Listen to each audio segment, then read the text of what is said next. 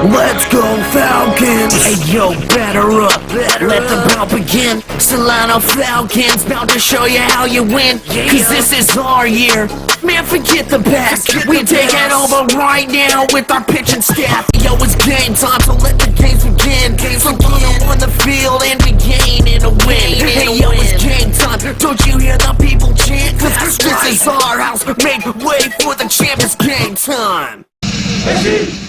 Hello and welcome everybody to the Solano College Sports Network. We have a fantastic game today between the Solano Falcons and the Mendocino Eagles. We are here in Fairfield, California at Billy and Louis Yarbrough Stadium. My name is Cameron Anderson, and alongside me today, my broadcast partners Blake Molina and Zion Trammell. So, Blake, what should we look for from the 7-10-1 Mendocino Eagles today? Well, they have 5 total home runs on the season, and 2 of them can be claimed by their top hitter, Shane Poe, second baseman. He bats a .340, and their pitcher, Reeder Steinman, is definitely a guy that hopefully Solano can get some hits off, but he's only given up 12 total runs this season, so it'll be a tough one for Solano to score today. Going to be tough for Solano. So, Zion, what do we need from Solano today in order to get this win? Well, a good outing from Ryan Radke. He pitched against Lincoln River in his last outing, went 6 innings, 3 earned runs, and 6 strikeouts. And if Solano can just generate a few runs, they got a good shot at winning this game. Yeah, that's been the problem so far, but we're going to James Thomas Media? Oh, all right. Why would we do that? I don't know. We're ready. First pitch, swung on and missed. Ryan with his 4th start on the season. 3 no decisions so far. He has done his part. 3.68 ERA, leads the team in strikeouts per 9 innings. Second pitch, in there for strike 2. An aggressive start here from Ryan Radke, trying to get ahead early. Yeah, and second baseman number 27, Shane Poe, leading off for the Eagles. And like Blake was saying, batting .340 as he takes that one just outside for ball 1.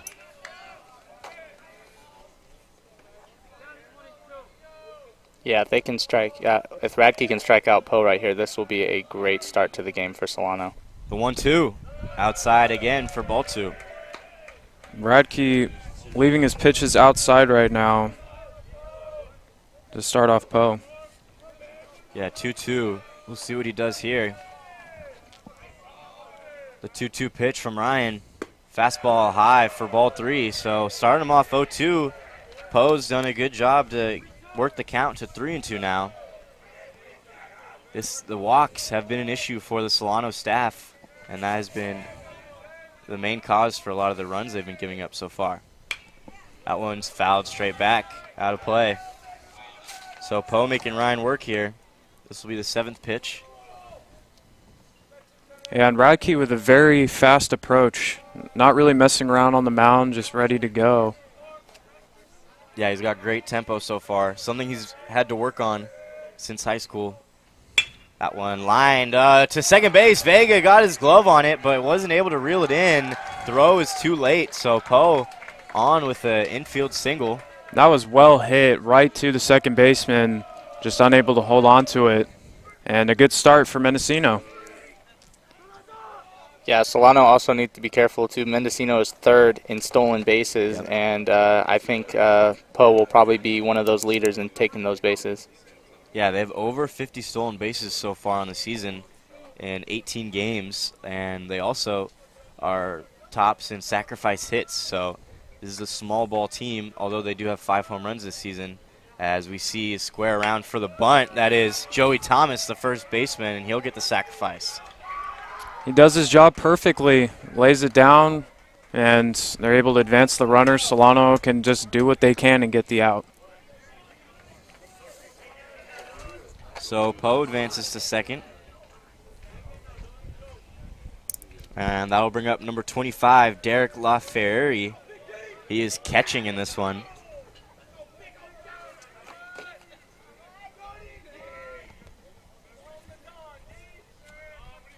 So Ryan with 1 out, runner on second. Derek Leads the team in at-bats so far this season, batting .224, but has a triple, a homer, and a double so far this season. As first pitch in there for strike one. Great curveball right there from Radke. Yeah, if he can keep up these first pitch strikes, it can go a long way. Just starting out early in the count is such an important thing as a pitcher. Yeah, and for Ryan, a big part of his development has been getting that changeup. Now he has the 4-pitch mix of fastball, curve, slider, and a change. As Poe's on the run, curveball hits him, so that'll be a dead ball. And they're gonna say he leaned into it, and the pitch was a strike. Wow, you do not get that call too often. So LaFerriere looks like he leaned into that one. That curveball ended up coming back towards the strike zone, so Poe won't be able to advance, and now 0-2 to him. I'm curious to see if he's going to continue to crowd the plate here, or if he's going to back off a little bit and see as he steps into the box. And it looks like he's still crowding that plate. Yeah, he's right up on that line. Yeah, that play definitely saved Solano because Poe was on third, and he probably would have been looking to steal home at some point too. Fastball high for ball one. 1-2 to the Mendocino catcher. Ryan, another 2-strike count here.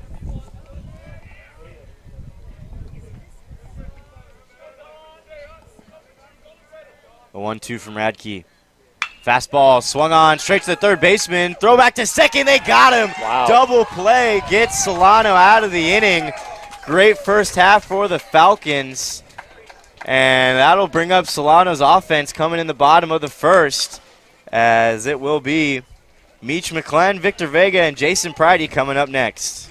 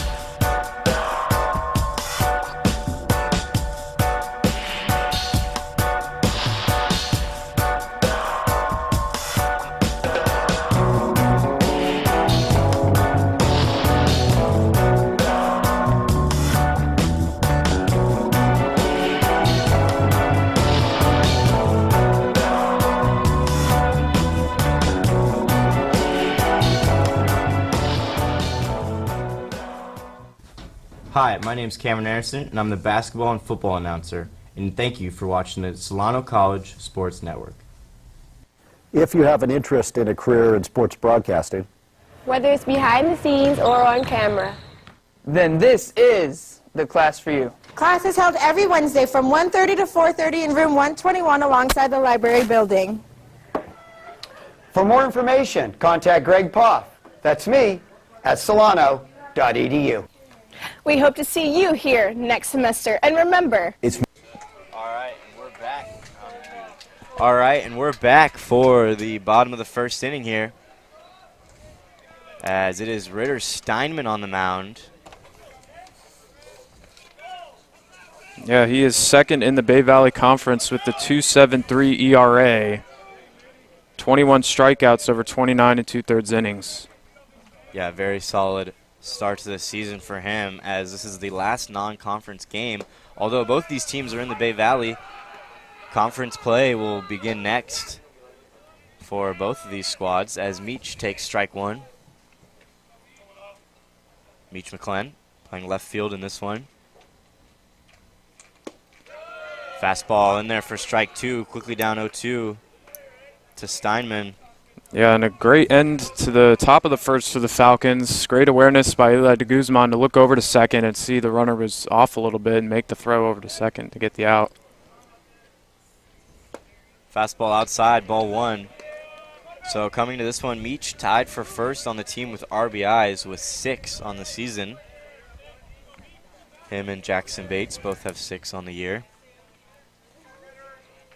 Batting .222 in this one, as he's down 1-2 to Steinman. The pitch, fouled back. Way to fight there from McClellan. As a leadoff hitter, you want to be able to see as many pitches as possible and report back to the team what, you saw in their IB. See what what his approach is for Steinman. The 1-2. Fastball belted right, and it'll get down in front of the right fielder. So Meach McClellan with the leadoff single for Solano, as Tucker Morgan played it back on that one and let it drop in for a single. So now coming to the plate for the Falcons, second baseman, number 4, Victor Vega. And a great job by McClellan to stay alive and give what he was taking on the outside corner and take it into right. Beautiful piece of hitting there from McClellan. Yeah, he saw 4 fastballs, and then Steinman threw the 5th, and he was all over that one, as that one's high for ball 1. Yeah, and that was McLean's 11th hit. Him and Victor Vega, who's up at the plate right now, are tied for first on the team with 11 apiece. So that is a good 1-2 combo to start your lineup with. 1-0 to Vega. He squares around. Pick off to first.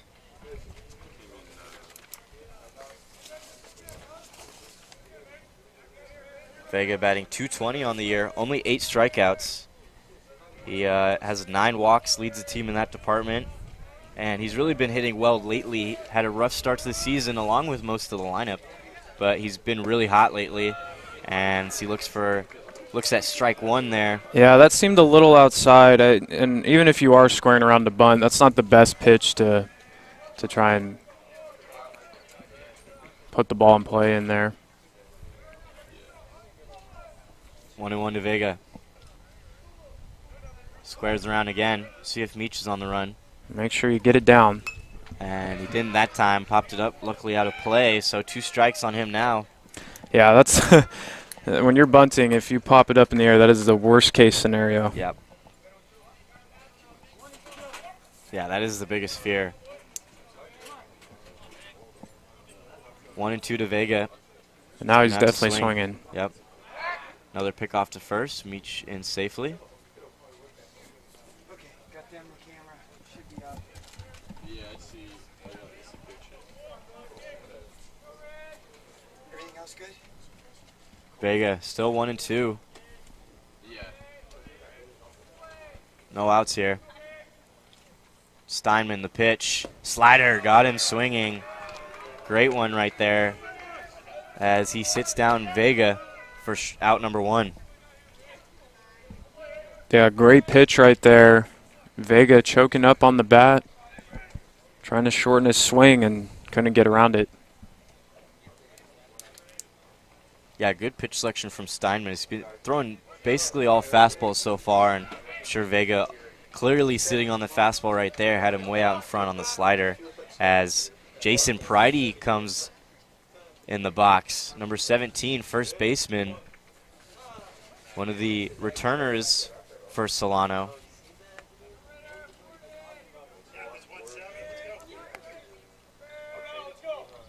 Pridey got his first hit of the season in the last home game we broadcasted against American River. Has 2 hits since. And he's got 5 walks, so a really good eye for Pridey, and he's able to get on base. That's what Solano needs right now. Yeah, this is a team that comes in at .310 on base. Pitch out, ball 1.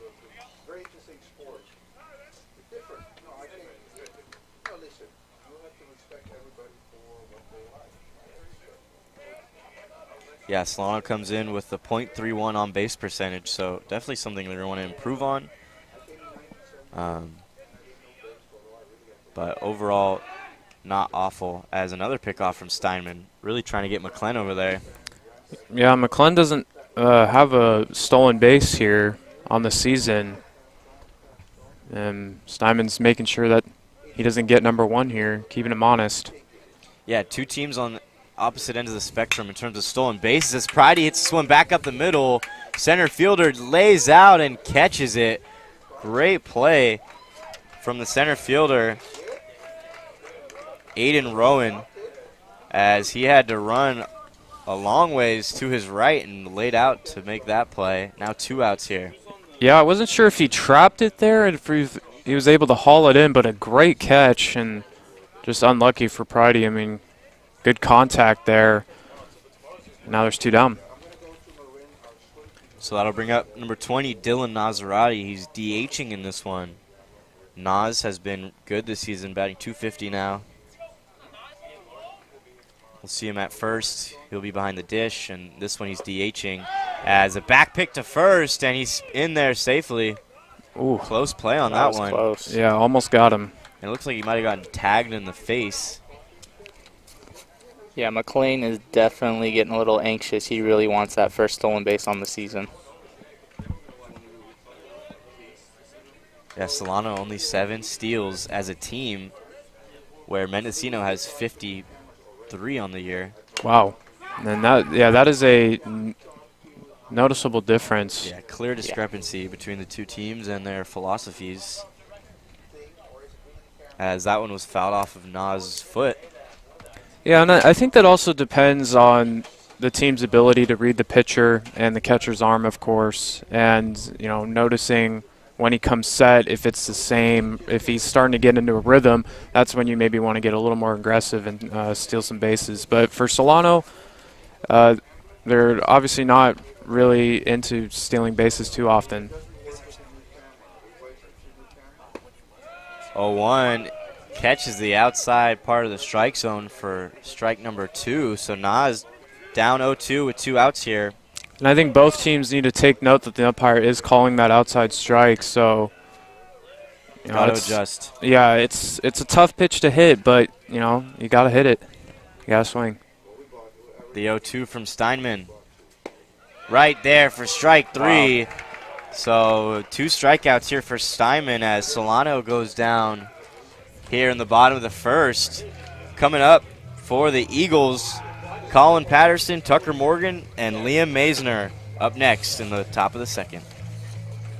.367 with 1 homer, 18 RBIs, senior year. This one smoked, Gapper. left center. Somebody's going shopping at the gap. Gets all the way to the wall. Speeney, stand-up double. Here comes Wills, played the plate, he's in, he is safe, and the Falcons are going to win this game 7-6. Oh my!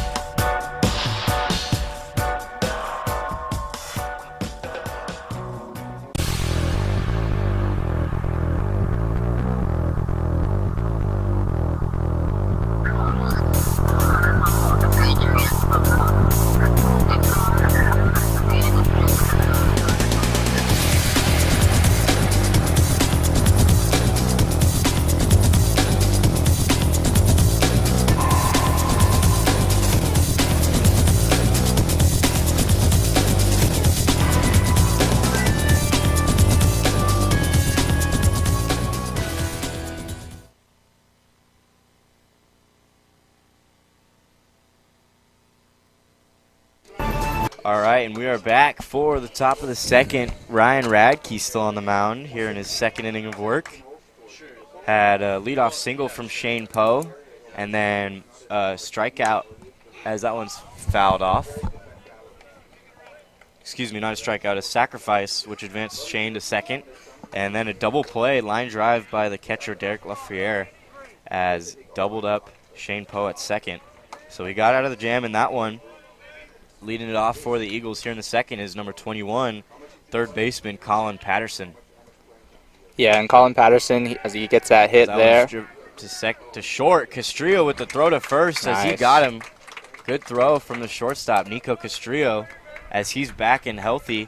Missed a good chunk of the season after injuring his thumb in the third game of the season. He's been back for the last couple games and playing well. Yeah, that was a big out. Colin Patterson is tied for first with Poe on home runs and bats at 268, so well done by Solano to get that quick out. Yeah, Ryan, 17 pitches in here through an inning and a third. As another ground ball to short, right to Castrillo. Throw to first, way high, as it'll get by. Well, Mendocino's there to back it up. As Tucker Morgan, right fielder, got a hit before I can even announce his name. He'll reach on the air. Yeah, I think he took an extra step or had the ball in his glove for an extra second, and I think that's what threw his throw off a little bit. Yeah, it was basically the same play. It looked like I agree, he took an extra step, threw off his rhythm a bit. It's important as an infielder. You want to be able to develop a rhythm when you're throwing. You know, usually take one or two steps and throw, and I think he took an extra one. So that'll bring up the DH, number 20, Liam Maisner. Left-hander right here. That one's driven to left center field, and Meach is camped under it for the second out. So working quick here as the Eagles are swinging some ambush attack tactics so far, and I'm sure Ryan's appreciating it. Yeah, the last two batters for Mendocino have hit on the very first pitch. So, but we're getting those. Solano's getting those outs, so that's always good. So now batting left fielder number 18, Diego Velasco, as Ryan picks off to first. He's in there safely.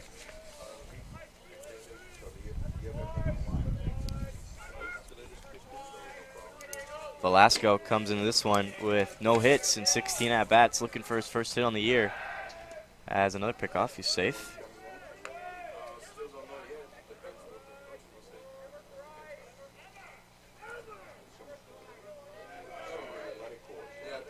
Yeah, Solano's definitely going to keep their eye on Mendocino with those stolen bases, as we talked about earlier, ranked third overall, and they look like they're ready to steal at any point in time.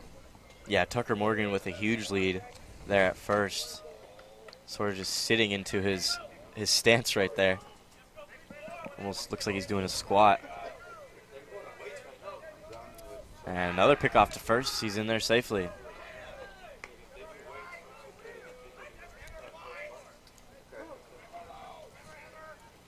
Got already about a dozen pickoffs so far here in the first inning and 2/3 from both teams. Clearly trying to hold the runners as he goes. Mendocino throw down a second, a little to the right, and he's in there safely. So they kept picking over and didn't seem to make a difference. He had a great jump on that one, and he'll swipe second. No, it looks like that squat stance worked for him. Yeah, can't question it. So Velasco, like I said, still looking for his first hit on the year. He's got 2 walks so far, and I'm sure the Eagles would really love his first hit to come right now, as they've got a runner in scoring position. The 1-0. Fastball driven to right center field, and Mitchell's camped under it for out number 3. So Ryan, another quick inning here as we go to the bottom of the second. It's Austin Mendocino, Jackson Bates, and Ryan Mitchell coming up next.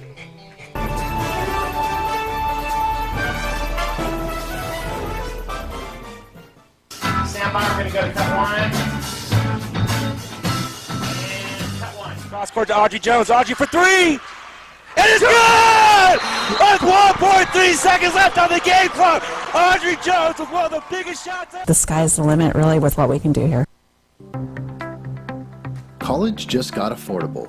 Up to 100% of enrollment fees can be reimbursed for first-time college students taking full-time classes. At Solano Community College, we are taking full advantage of this to further your future. With certificate and degree programs in industrial technology, aeronautics, biotechnology, and many others, Solano Community College is a staple for success. For more information, please contact the Financial Aid Office at 707-864-7000.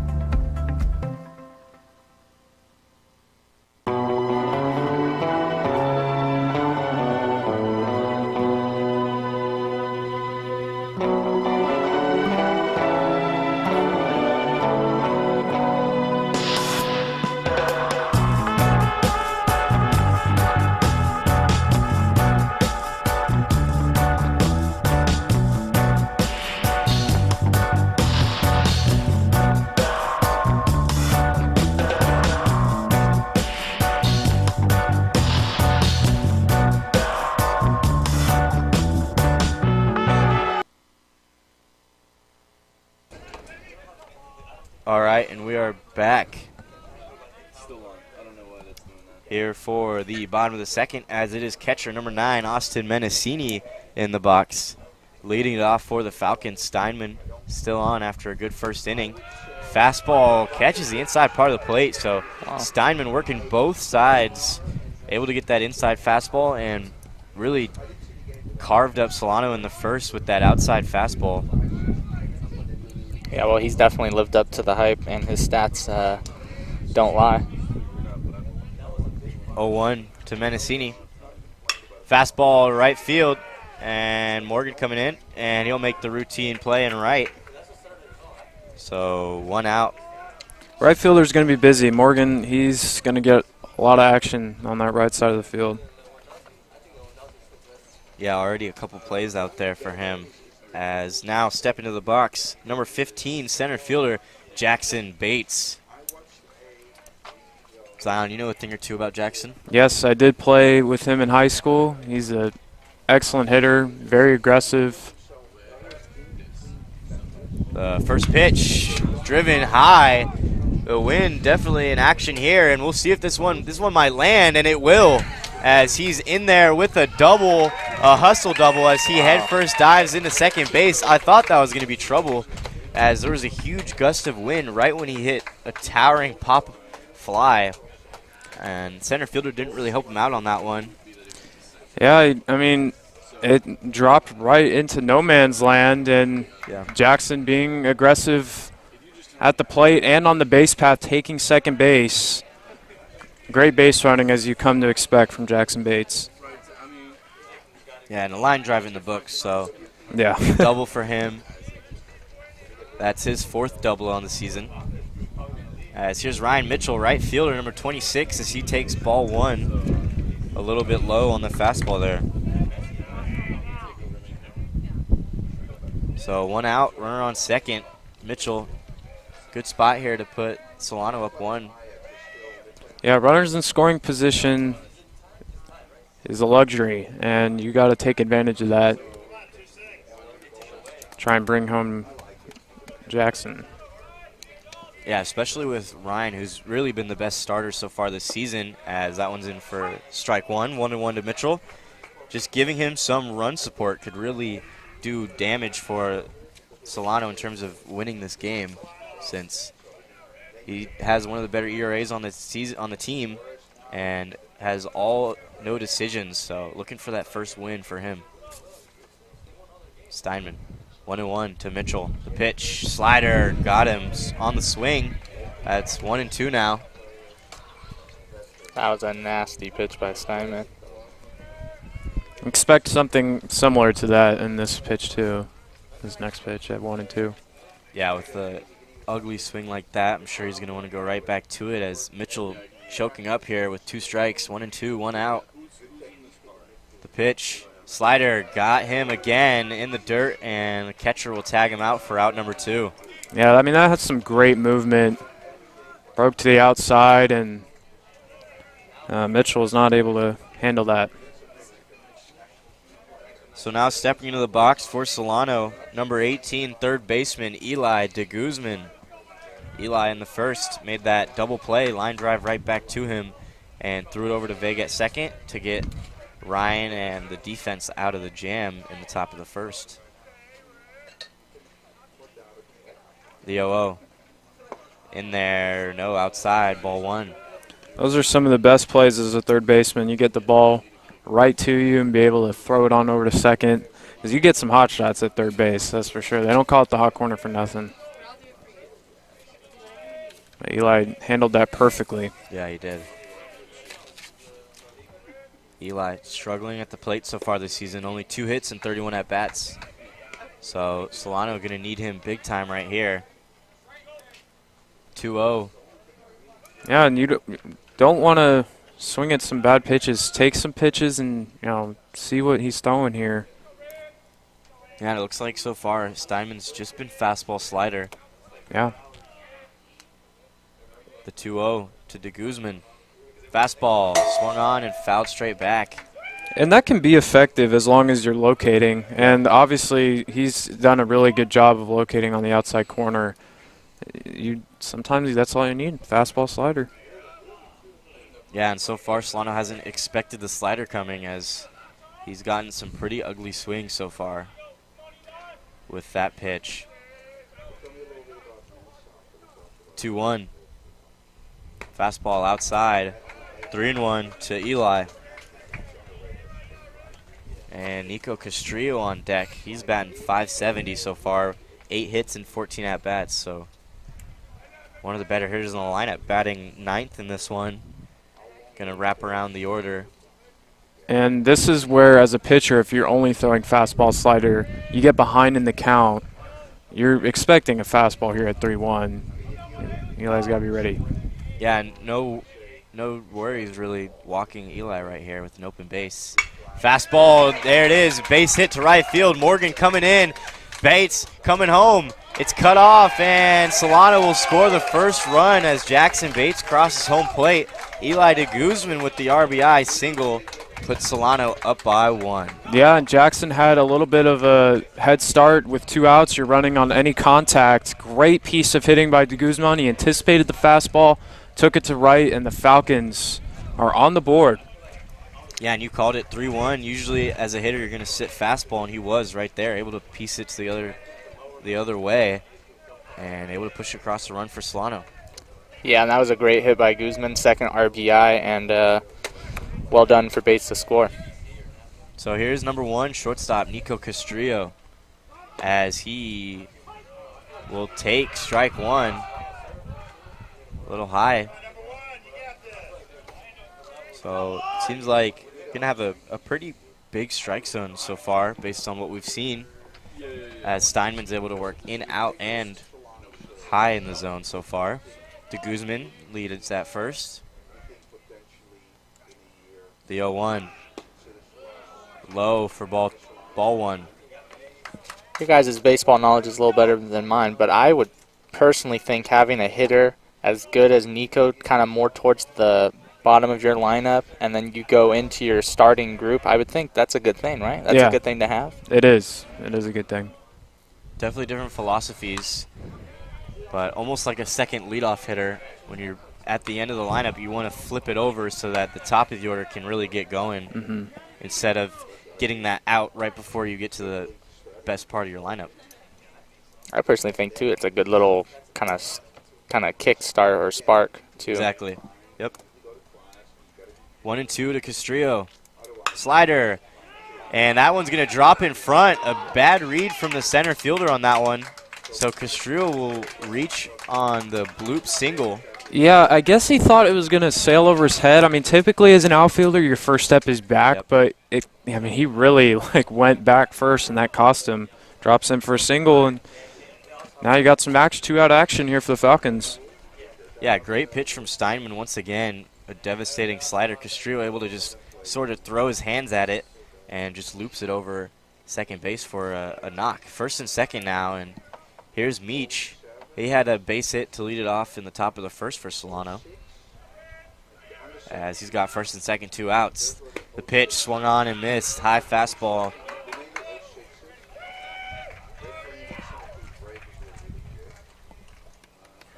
McClenn with a really good spot here. First and second, 2 outs. Already pushed one across, but would be really big for Solano to get a nice, comfortable lead for their ace on the mound.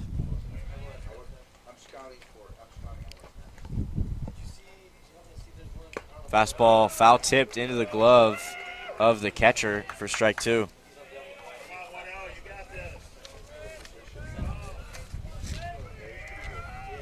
Now it'd be interesting to see if he goes aggressive or he tries to get him to chase. My guess is he'll probably get him to chase. Simon. Yeah. I could see a slider right here. 0-2 to Meach. Fastball just outside. Risky take from McClenn, as we've seen the umpire ring up some Falcons so far on that outside fastball. Yeah, that was an excellent spot there. Great spot to miss. 1-2 to Meach. Steinman trying to put him away and have some damage control this inning. Only giving up 1. The 1-2 fastball swung on and missed, so Meach goes down swinging. But Solano able to scratch across the run thanks to a Jackson Bates double, and Eli de Guzman able to knock him in with the base hit. And we will go to the top of the third, as it is Villalobos, Rowan, and Shane Poe coming up next for the Eagles. Hello, my name is Garrick Lenoir. I'm a TV show host, and I work the scoreboard. Thank you for watching the Solano College Sports Network.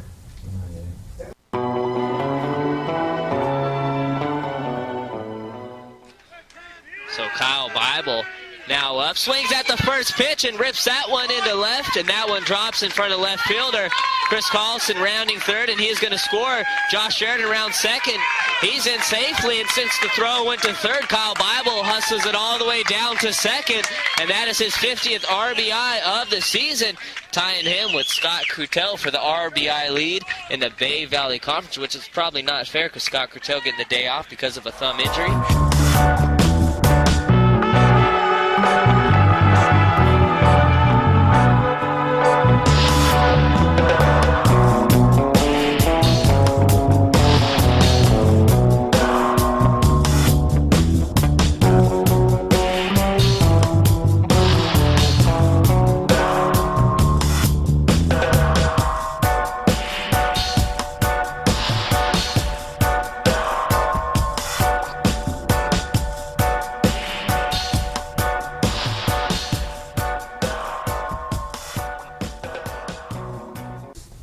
Hello everyone, I'm Hannah Pepin. I am one of this side. All right, and we're back for the top of the third. Ryan Radke still on the mound, as he has thrown only 22 pitches so far through 2 innings. Great spot for him right now, but he's going to have to stay on the attack as he does. First pitch gets the off speed in for strike 1. Ryan's problem this issue has been the walks, along with most of the pitching staff. Great strikeout numbers and hasn't allowed many runs or hits, as that one's high for ball 1. So to see so far, going 2 innings, no walks, he's going to want to keep up with that and have great command in this one, because that's really the only thing that's been holding him back so far. The 1-1 low for ball 2.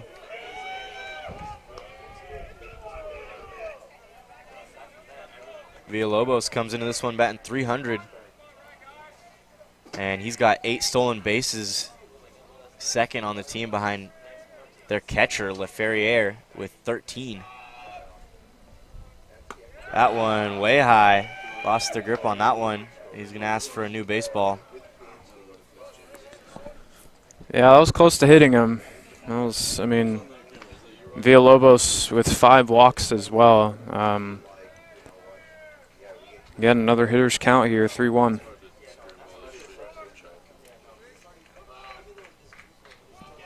Here's the 3-1 to Villalobos. Fastball right down the middle for strike 2. He was taken all the way. Probably wish he had that one back. Yeah, that was as good of a pitch as you're going to get as a hitter.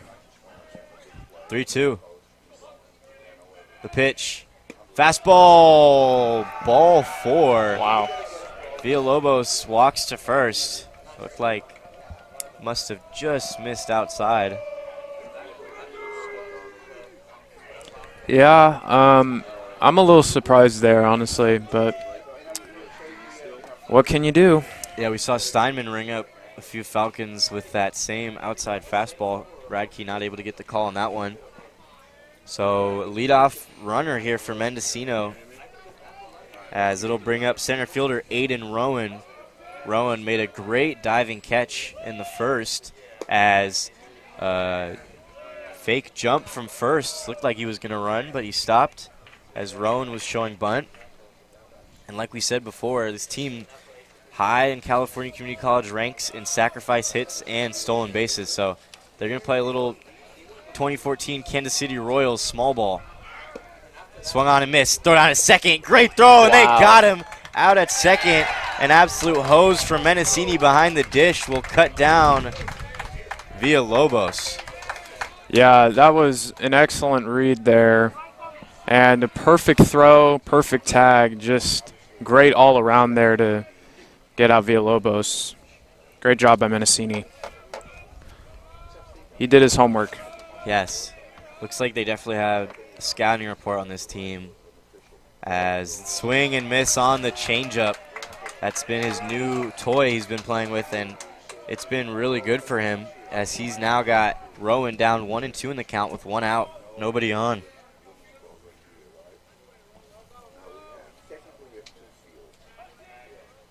Ryan steps off.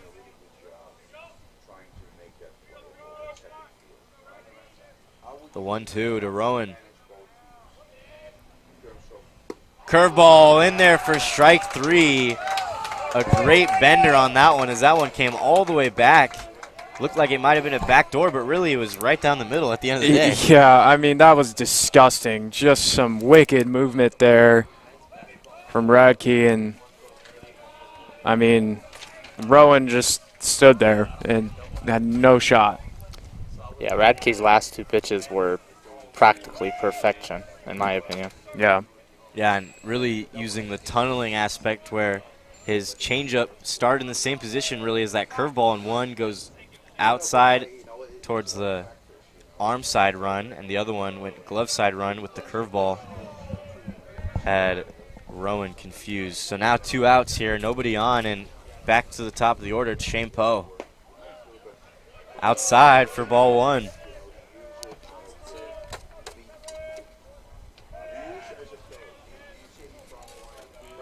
One and 0 to Poe. He had the base hit in the first. Yeah, Radke can calm down a little bit with no runners on. Fastball in there for strike 1. Got the top of the zone in that one. You could tell he's settling in nicely. Yeah, he's in a groove right now. 1-1, 2 outs. Fastball back up the middle. He got a piece of it. Castrillo going to have to make a throw, and no throw on the play. Wasn't able to reel that one in. I mean, could you have imagined if he was able to haul that in with the backhand, like behind his back? Oh, my gosh. The fact he got a piece of it was impressive enough. Yeah, and I think that kind of threw off, like it kind of took a weird hop afterwards, and I think threw off shortstop a little bit, Castrillo. Yeah, that would have been top 10 worthy play if he would have got it from behind his back and threw the batter out. So here comes first baseman Joey Thomas. Had a sac bunt in his last at bat, and a nasty curve again from Ryan. In for strike 1. Working backwards. It's you know, second time around through the lineup, you want to mix things up, and he starts off with a good curveball right there. Poe at first leads the team in stolen bases. Another curveball in there for strike 2. He is in his own world right now, and he is pitching phenomenal. Yeah, that curveball looks nasty today. 0-2 here, and he's smiling on the mound. He's very confident in himself right now, and as he should be. 0-2 to Joey Thomas. 2 outs. Another curveball. He gets on top of it, and that's going to roll through for a base hit. Poe will stay at second as he tripled up on the curveball and didn't fool Thomas with that one. Yeah, tried to go back to that curveball, but excellent hitting there from Thomas, poking it right in between short and third, and now he got some Runners on first and second. Yeah, there was 2 outs, nobody on, and now Mendocino knocking on the door here with first and second, and that'll bring up the catcher, Derek LaFerriere. He lined out to third for that double play back in the first. Got Ryan and the defense out of the jam. Ryan looking to get out of another jam here in the third. Yeah, and he's LaFerriere is tied for third overall on Mendocino with 10 RBIs, and they're in that position right now. So hopefully Radke can strike him out or get a quick, easy out. First pitch, breaking ball outside for ball 1. 1-0 to the Eagles catcher.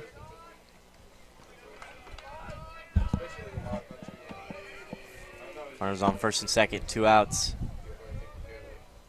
The 1-0. High for ball 2. So it seemed like Solano's going to have a quick 1-2-3 inning, and Ryan is very confident. Now there's first and second, and really key to get out of this one, as not a great start here. 2-0 to the catcher. The 2-0. Fastball in there for strike 1. It's that final out that's the toughest.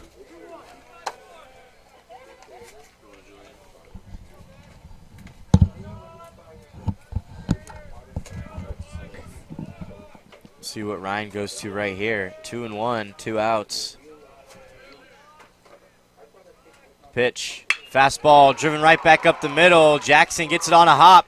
Strong throw home. He's got a chance, and he is out at the plate. Wow. What a throw by Bates. Guns him at the plate, and he is hyped as he should be.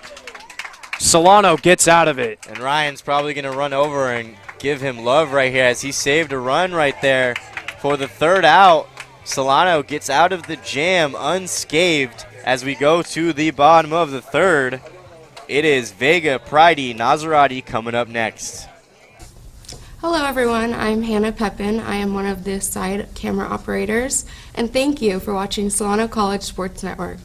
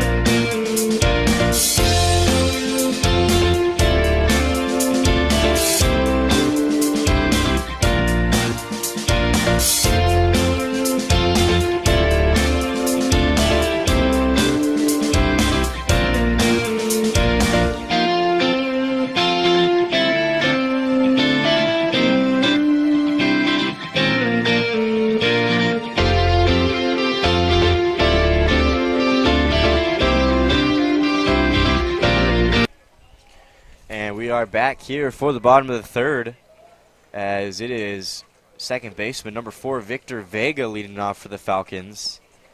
They were able to push across one last inning thanks to Jackson Bates with the double. Probably thanking the wind for that one, as that one definitely had something to do with it landing in front of the left fielder. That one driven right back up the middle, hits the bag. Wow. And a funky play there.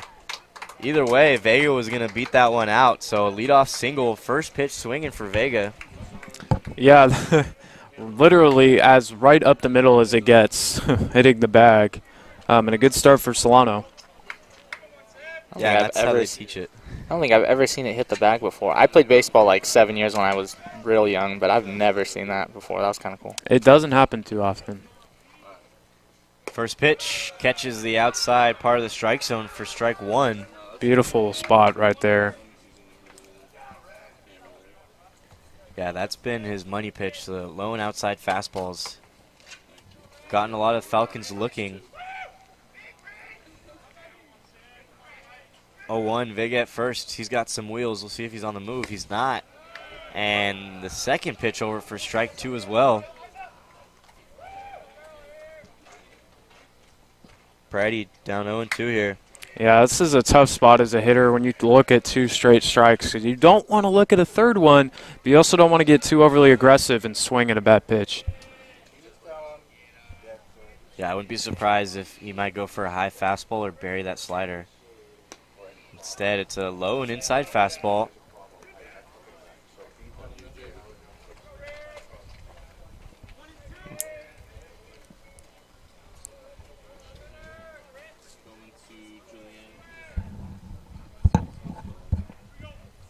One and 2 to Pridey. Pridey flew out to center, hit a rope to center field. A great play by Rowan. As that one driven right past the second baseman. Vega around second. He's going 3. The throw is cut off by the shortstop. So Pridey with another hit there, as it's now 1st and 3rd with nobody out. 2 big hits in this game, and that one was, I think, a pretty big one. We got Vega to 3rd.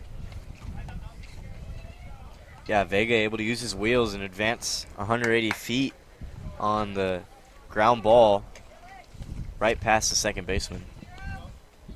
Yeah, he is. He's quick. I know you kind of know this team kind of well, Cam. Would you say he's the fastest player on this team? He's one of, I would say, him and Shane and Jackson and Meach all could get a run for their money. They're the burners on the team for sure. As Dylan Nazarati steps into the box. Fastball right up the middle. A really clutch hit right there as Solano with 3 straight singles pushes another runner across. Now up 2-0. Still no outs here in the 3rd. Yeah, I mean, it's just good piece of hitting by Solano. Putting the ball in play and where there is no defenders. So great job there, and now it's 2-0. Yeah, this is a great example of hitting can be contagious, as they already got 3 hits here in the 3rd. 3 straight singles, and now Austin Mendocino steps into the box. He hit a home run back in their last home game against DVC. I'm sure he's squaring around here and pulls back, but it's in there for strike 1. You can hear the coach saying, "Show now, show now, show now." Yeah. Making it pretty obvious that it's a bunting situation here. Yeah, and it looks like their catcher, LaFerriere, is going to signal to his defense their bunt coverage. And that also, yeah, that depends on where you can see the third baseman is charging in kind of at an angle, which is a little interesting.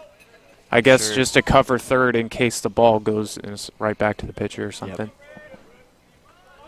Oz squares the 0-1. High, no. In there for strike 2. Well, it was a tough one. Not sure if I would have called that. So Oz twice pulling back on the bunt attempts, both in there for strikes. So quickly down 0-2. And you know Steinman's got that devastating slider in the back pocket. The 0-2. Slider able to tip that one. Catcher, Matty didn't reel that one in. Would have been an out. So Austin lives to see another day.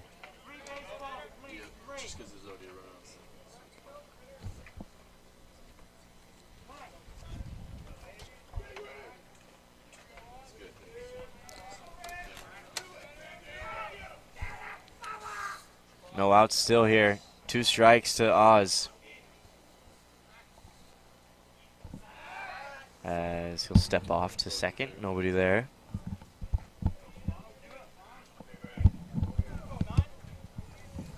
Pridey at second. Nazarati at first. Both reaching on singles here in the 3rd. Mendocino trying to knock him in with 2 strikes here. The 0-2. Fastball. Driven to right field as Morgan's running after it. He will make the catch, and Pridey will tag up and go to third base. So he'll advance 90 feet. A productive out for Mendocino. Gets a runner 90 feet away as now Jackson Bates comes to the plate. Yeah, with no outs, yeah, very productive out. Poke it into right field, and great situation here for Jackson, who's been making plays this game with that double and the play in center. Yeah, Bates double, and like you said, gunned out the runner at home in the last half. Another big opportunity here. First and third, one out. Steinman looking for the double play ball. Jackson looking for something up.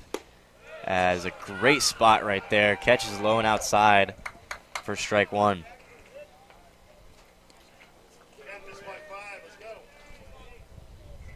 He is painting the outside corner with that fastball so far in this one. And Jackson's looking for something up, at least a fly ball to advance Pridey. And he got it right there, swung right through it. 0-2 here to Bates. We'll see if Nas is on the move.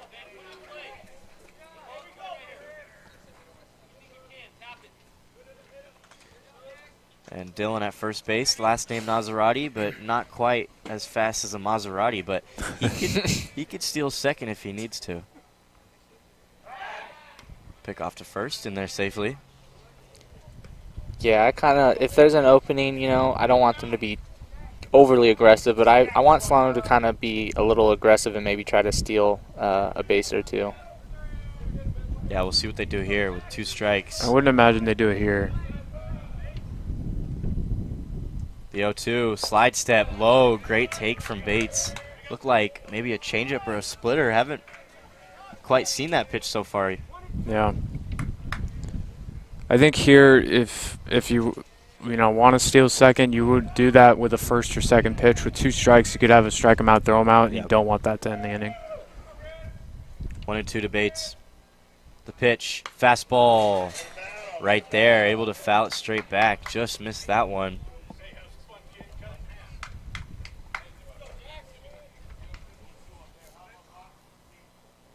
Jackson looking to get it going so this season. Came into this one batting under 200, but has a home run and 4 doubles on the year. I'm sure he wants to get into a groove right before they hit conference play. Fastball driven right center field. Right fielder going back.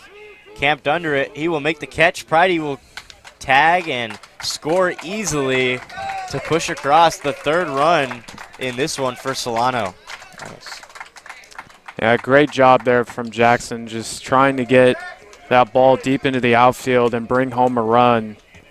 Solid at bat there from Bates. Yeah, did his job perfectly right there. Found something up and was able to hit a nice deep fly ball, uncontested, not even a throw home. Threw it into second. So that'll bring up right fielder number 26, Ryan Mitchell. Steinman with 2 outs, runner on first. Fastball, check swing, back up the middle. Shortstop gonna flip to second. Thought he was gonna take it himself and said he'll flip to Poe for out number 3, but Solano able to scratch 2 across here in the bottom of the 3rd as we head to the top of the 4th. Patterson, Morgan, and Maisner coming up next for the Eagles. Cut! I'm Jacob Ebert, and I'm on-set director, main camera operator.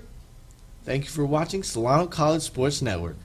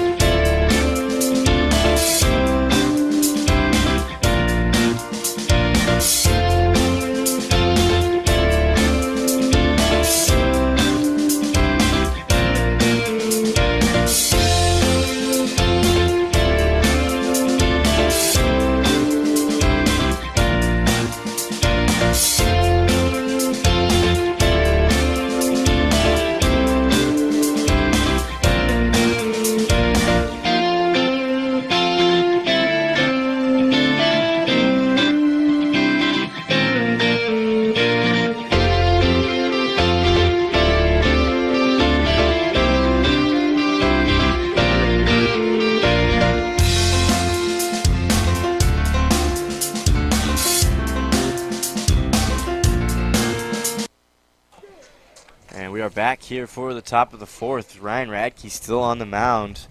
Only 42 pitches through 3. As Colin Patterson leads it off for the Eagles. Third base, playing at third base today. Off speed, broke a little too far outside for ball 1.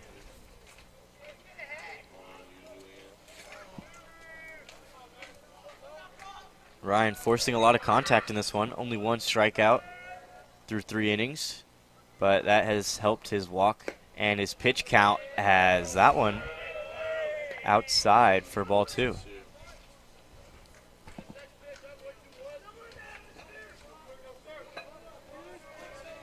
Two and 0 to Patterson. The pitch, fastball, gets the high part of the zone again. That high fastball has helped him. Eagles taking that one so far in this one. 2 and 1 to Patterson. Ryan with the quick tempo already ready. Fastball just missed for ball 3.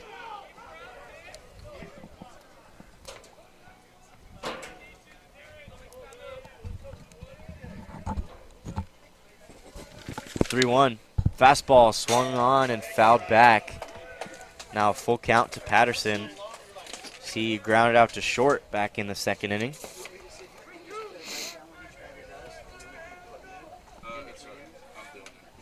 Patterson batting .268 so far this season with 2 home runs. So he's got some pop in that bat. And that one way too high for ball 4. Patterson will lead it off with the walk, just like last inning. Villalobos led off with the walk. Ryan putting himself in difficult situations with those leadoff walks. That's usually how rallies start. It is. Yeah, you don't want to start off that way. And best case scenario here is a ground ball. Yep, and Morgan hit a ground ball to Castrillo back in the second. That was when Castrillo overthrew Pridey at first. But I'm sure Ryan's looking for that same result. That one's high for ball 1. Yeah, you can't strike everybody out. You just got to be able to rely on your defense to make plays. Yeah, and he's forced a lot of ground balls so far in this one. A couple have scooted by the infield. Is that one sky high? Bates camped under that one coming in. And he'll make the play basically in right field. As the wind definitely factored into that one, has sort of pushed that ball all the way to right center field. Yeah, and Jackson can cover a lot of ground. He's really fast, so he's able to get over there pretty easily to get the first out. One out here for Liam Maisner, DHing in this one. Off speed, down for ball 1.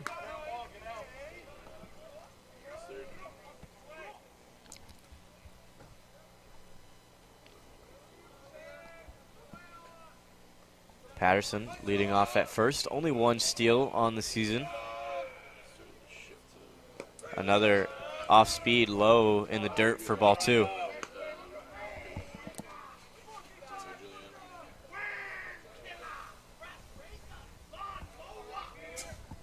These Mendocino nicknames are quite interesting. I mean, you can get creative in baseball. Oh, yeah. But some of these I've never heard of. And really, almost anything goes. As a changeup there had Maisner out in front. Fouled that one straight back. 2 and 1 now. Yeah, you get some teams that they don't say anything. They're like, yeah. All right, let's go, kid. You got this. And then there's some teams that'll just come up with these obnoxious, phrases or whatever. I'm glad you guys understand it because I don't understand half the things they're saying over there. Oh, believe me, in baseball, you just say things just to say them. I mean, it's really white noise. Yeah. Just trying to get in the pitcher's head. That's essentially the big thing, trying to hype up your teammates.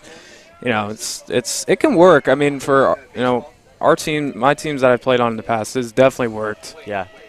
That energy can be contagious as the fastball is fouled off. 3 and 2, so now a full count to Maisner. Ryan able to work back into this count. Runner on first, 1 out.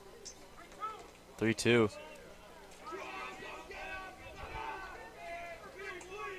The pitch. Low. Did he go? He did.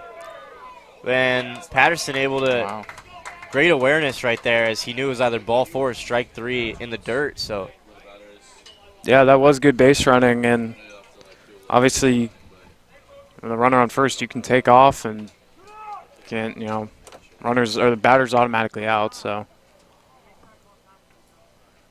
now 2 outs with runner on second, and that'll bring up Diego Velasco. He flew out to right in his last at bat. Runner on second as Patterson advanced to second on the drop third. Velasco looking for his first hit on the year. I believe that's just the second strikeout here for Radke. Yeah. The pitch, way high. Like he was trying to snap off a curveball.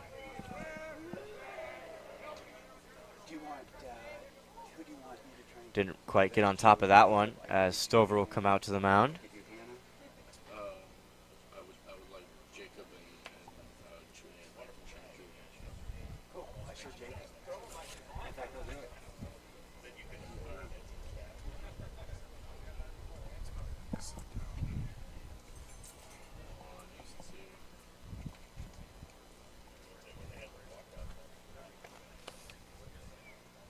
Ryan feeling good.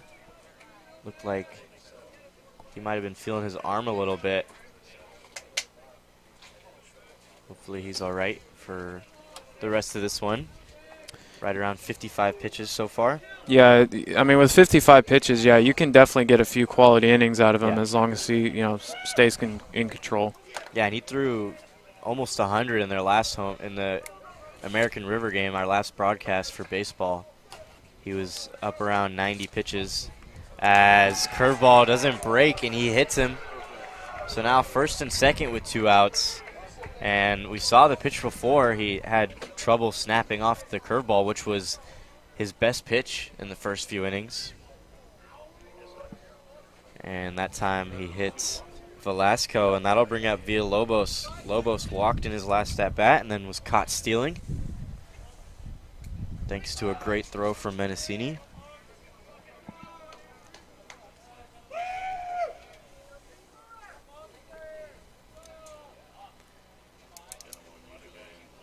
Yeah, with 2 down, you got the entire easiest bag here, entire infield.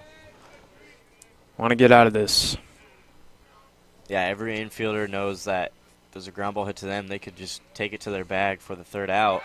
Pick to second, and it was dropped. The ball might have beat him, but I don't think the tag would have been there in time. Yeah, I did see a little bit of, nonverbal communication there from Castrillo and Radke. Saw him bob his head a little bit and could tell he's maybe going over to second for a pick. Yeah, can't give away any of our tricks.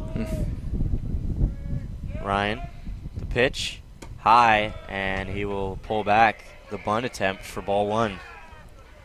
Interesting, Villalobos squaring around, interested if he's just trying to get that first strike.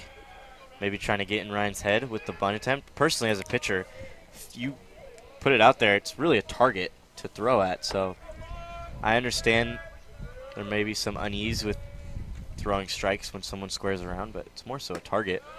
As that one outside for ball 2, so Ryan having some issues here with his command.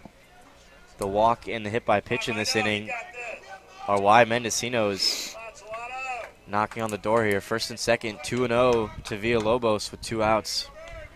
Yeah, so for you as a pitcher, it doesn't seem like it's a huge distraction for you, really?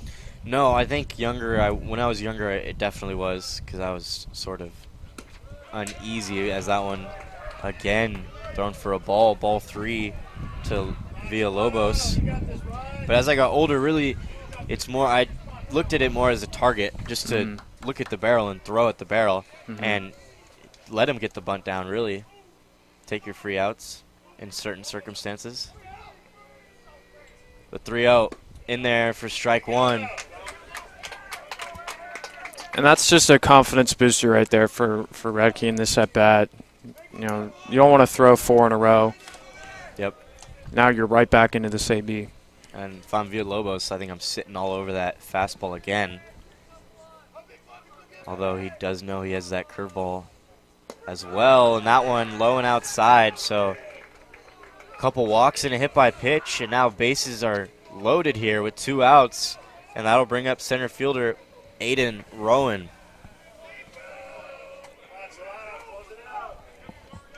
Rowan struck out looking in his last at-bat. He is batting .280 coming into this game.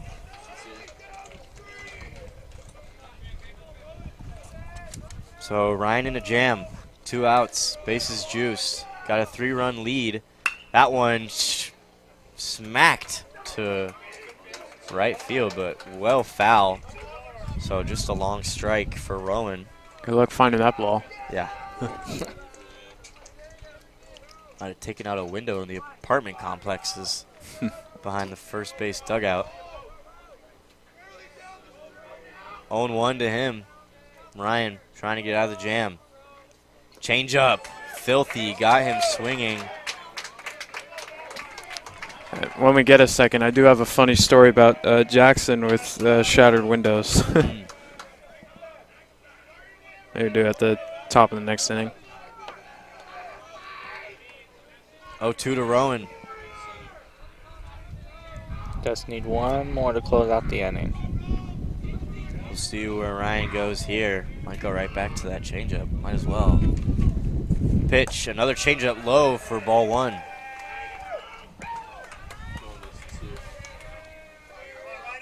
This is a huge pitch right here. Yeah, big spot. 1-2.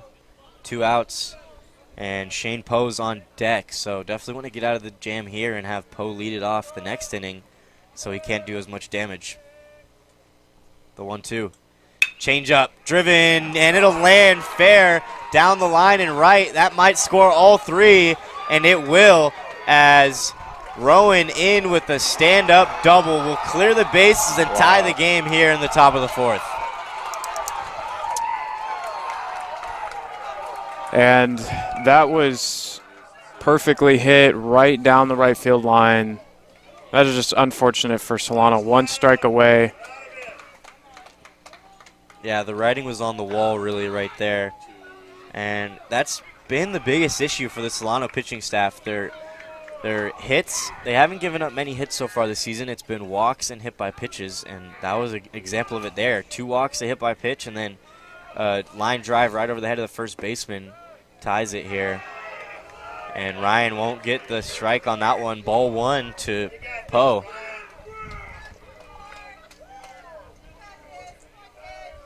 This is where Ryan really needs to dig deep. Damage control right here. He's got to get this lethal hitter out. Don't want to give up any more.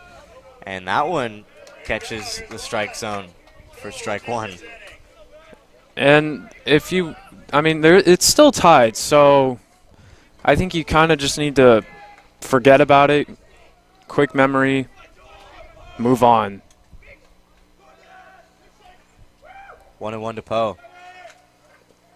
Curveball, fouled off. Like Ted Lasso said, be a goldfish. Exactly. Short memory. Crucial in baseball because this game will eat at you if you get in your own head about failure. Yeah. The game is built on failure. It's about how you deal with it and react. So 1-2 right here. This would be big if Ryan can get out of it right now. 1-2. Poe lunging, able to stay alive.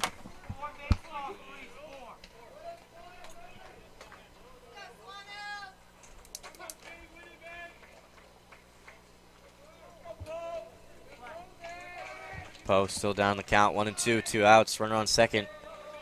Has a chance to give his squad the lead.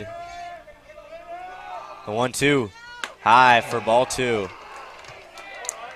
Ryan having to throw a lot of pitches here in this one. Came into the inning with 42 pitches, probably hovering around 65 to 70 now. So he might have 1 or 2 more innings in him, hopefully, if he can work quick. The pitch, off speed, great eye from Poe, and that'll push it full.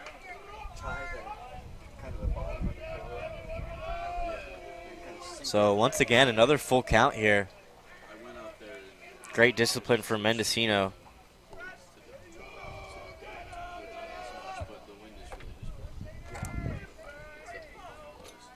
Full count. The pitch.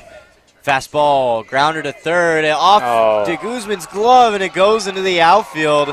And that'll be an RBI error by third baseman Eli De Guzman.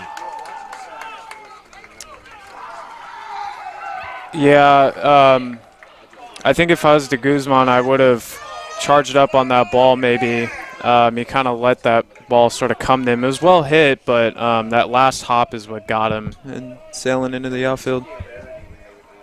Yeah, super unlucky hop. Went right over Castrillo's head and into the outfield, so Rowan was able to score from second on a ground ball to third. As now Joey Thomas steps into the box. He had a single back in the third after the sacrifice bunt in the first. First pitch, ball one.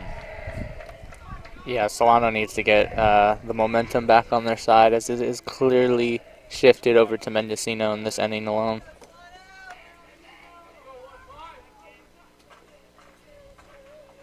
Poe at first. Stolen base threat. Leads the team in that department. The 1-0. Fastball. Somehow missed the strike zone. It was outside. Not quite sure if that was outside. Yeah. Here's the 2-0. Fastball, again outside. So Ryan getting squeezed a bit, but 3-0 here. And that's not what you want as a pitcher, especially when you get on 4. Fastball, ball 4, so 4-pitch walk on 4 really close pitches.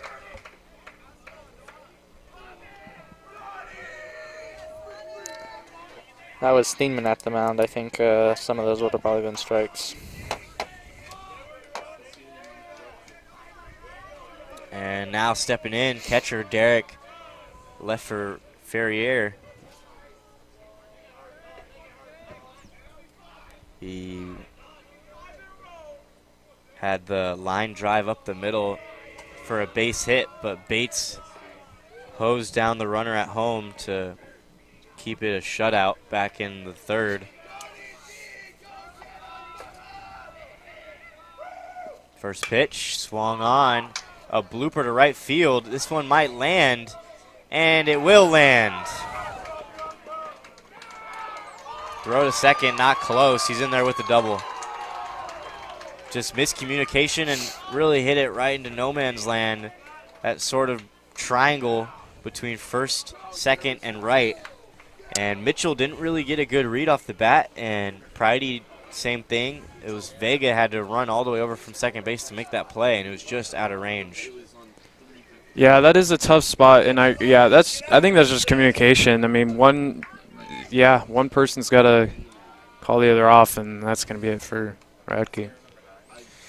Yeah, that'll be it for Ryan. Came into the inning with no runs and was really good with his pitch count, and the Eagles able to knock him out here in the fourth as he goes 3 2/3, giving up 4 runs, and they're going to bring in the hard-throwing right-hander, number 12, Jesse Rodriguez. And we'll take a quick break as Jesse warms up. Hi, everybody. My name is Sincere Rose, and I'm your side camera operator. And I just want to thank you for watching Solano College Sports Network.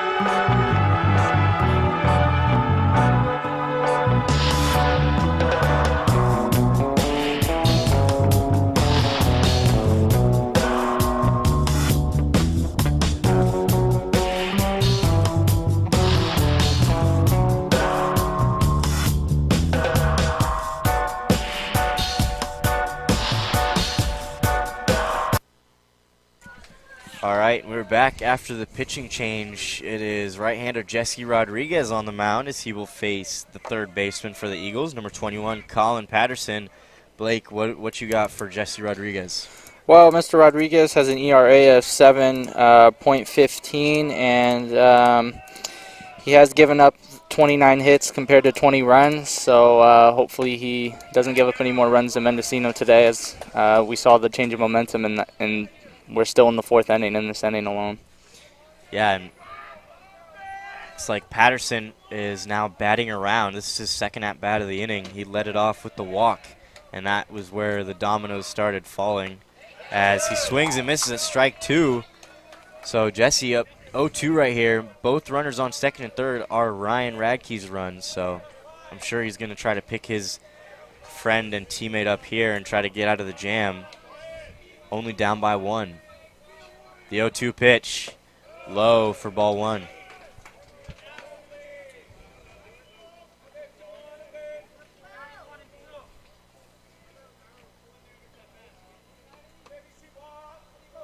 One and 2 to Patterson. The pitch from J-Rod. Swung on and belted. Deep left center field. Meach on the run. And he misses the fly ball. It'll land. And with 2 outs, both runners were moving. So that is a 2 RBI.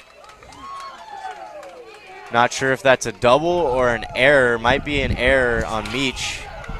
Looked like he was camped under it, sort of slowed up and went right over his glove. So a really poor defensive inning for Solano right now, and the dominoes are falling for sure as they now have 7 runs pushed across here in the fourth.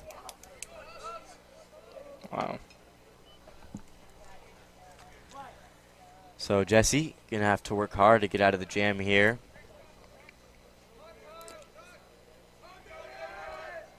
Fastball swung on and missed from Tucker Morgan, right fielder in this one. He reached on error in the second and flew out to center in his first at-bat this inning. Quickly down 0-1. J-Rod the pitch, way high on the off speed.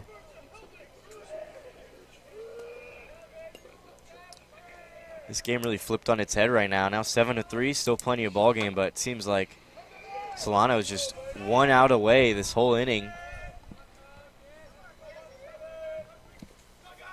Off speed, stays high.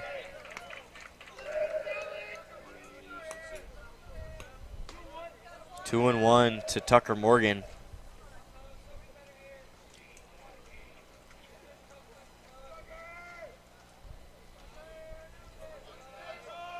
The 2-1. Fastball alone inside for ball 3. Just seems Solano's been stuck on 2 outs since this inning just started, as they were given, in a way, kind of given a handicap, but they just can't get that final out. Yeah, a walk, a fly out, and a strikeout is how they started this inning. And with 2 outs, hit by pitch, a walk, a double, an error, a walk, a double, and now Morgan just walks right there. So walks and errors have come back to bite the Falcons, as it really has all season.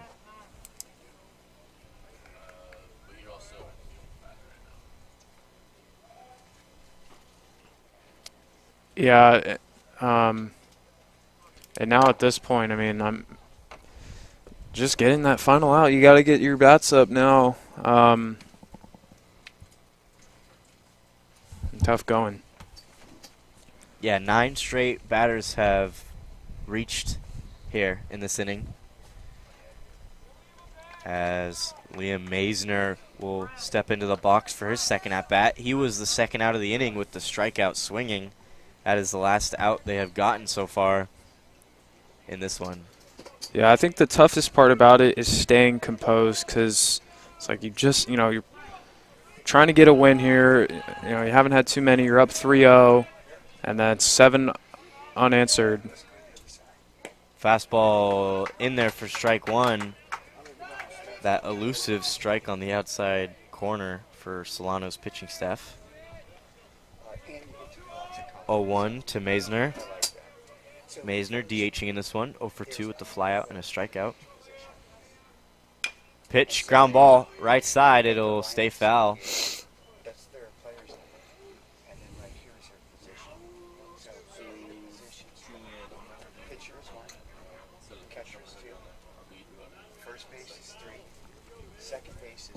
Oh and 2 here to Maisner. 2 outs. 2 on. 2 outs. 0-2 count here to Maisner. J-Rod trying to get his team back in the dugout. Fastball up the middle. Castrillo, bad read. Couldn't see it as he was stuck behind the runner. Bates, another throw home. And it is too late as they push across another run. Now 8 runs across here in the 4th. As Castrillo sort of was behind the runner, couldn't quite see the ball, and really had no range on that one. He took about 1 step to his left, and that ball was already scooted by into the outfield.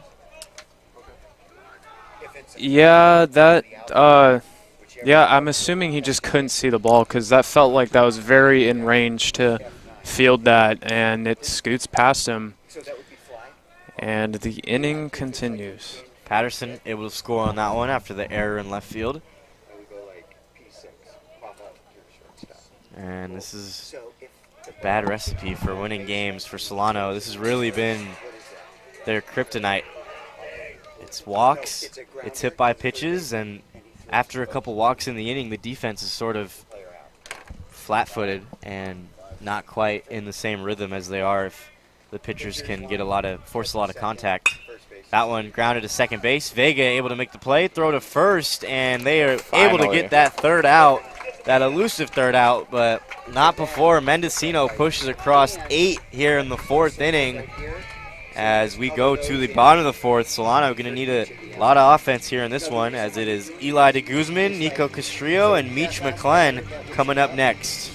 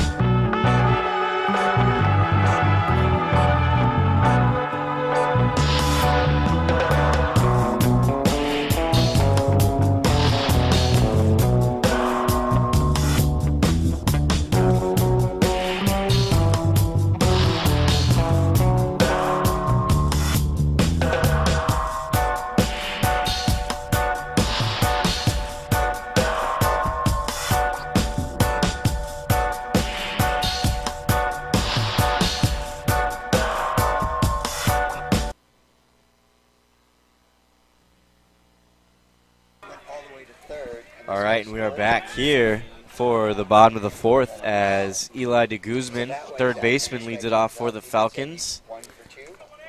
This is a really important at-bat. I know it's the leadoff, but, man, you just gave up 8 runs. You got to get something going. And he gets hit with the first pitch, so Steinman was sitting on the bench for basically 3.5 hours in that last half inning, and now is a little wild with the first pitch for good reason, as Eli slowly makes his way to first base. And there you go. I mean, that's any way you can get on base. Doesn't matter. Single's just as good as a hit by pitch. So for Castrillo here, you got a little bit of ground to make up. It's only the bottom of the 4th, so you don't have to get it all this inning. Just slowly make your way back into this game. So yeah, number 1, shortstop Nico Castrillo in the box here. One of the better hitters in the lineup, as he takes strike 1, and that outside zone is massive for Steinman in this one. Maybe I'm a little biased. It seems like Solano has not gotten the same calls. No, I mean, I agree. I don't know. It's a little interesting. No, that zone's a lot bigger for Steinman than it was when Radke was pitching. I will agree with you on that. 0-2 here to Castrillo, as he's got a runner on first. down by 5 here as Solano really popped in the mouth in the top of the 4th inning. So they had a shutout intact, and that quickly fizzled away. The 0-2 slider got him swinging.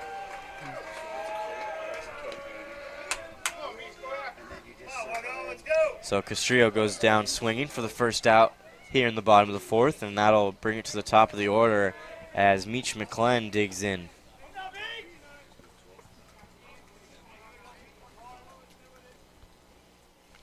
McClenn reached with the base hit in the first at-bat of this one, and he struck out swinging in the second.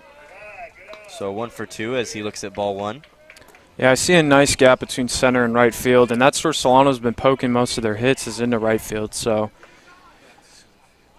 just staying with the pitch and taking it there would be nice for Solano. Yeah, interesting they are shaded their center fielder to left center when Steinman's really working the outside half as that one's fouled off for strike number 2. No, excuse me, strike number 1. But seems Steinman's working the outside part of the plate and Solano's hitting the other way. You would think they would shift maybe opposite field, but as you said, there's a huge gap between right and center field. Really at that 370 marker as Meech fouls that one back. 2 strikes on him.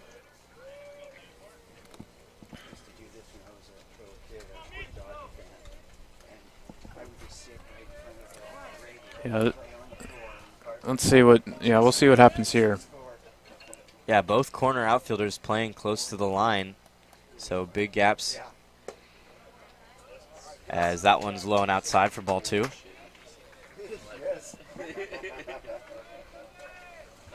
Two and 2 to McClenn. Vega on deck.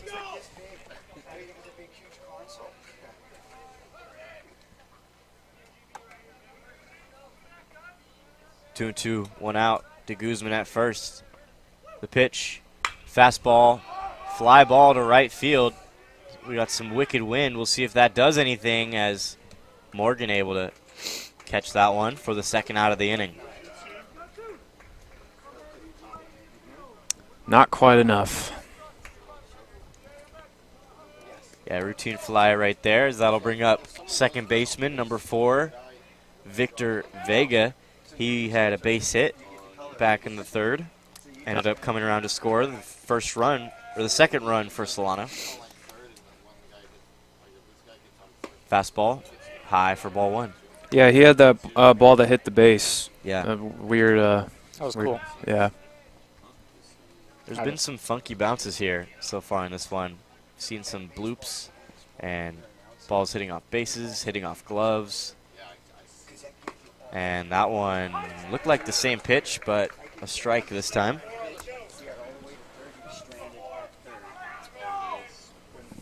Seems like we're really flipping a coin at this point. Yeah. Like to see a little more life from the bench. I know you're down 5, but still manageable. Yeah, it's pretty dead right now. As that one driven to right center field as it gets to the gaps, and it will get behind the center fielder. Right fielder cuts it off, but we have De Guzman running home. Cut off, no throw. He is in to score for Solano. De Guzman had to get on his high horse all the way from first base, able to score as Vega's in with the stand-up double. Yeah, and he didn't have a huge lead at first, so he definitely had to get going. But I think that should spark a little life in this Falcons team. A great piece of hitting there from Vega. Yeah, with 2 strikes. Actually, I believe it was 1. 1 strike. Yeah. Able to pepper that to right center field. And like we were saying, interesting that center fielder was playing shaded to left when they've been going the other way the whole game. Yeah, I was hoping Solano could take advantage of that, and they did just that. Stop the bleeding a little bit for the time being. Now hopefully they can kind of build off that confidence. Now 8-4. Solano still down by 4 runs as Pridey tries to get one down, pops it foul down the third baseline for strike 1.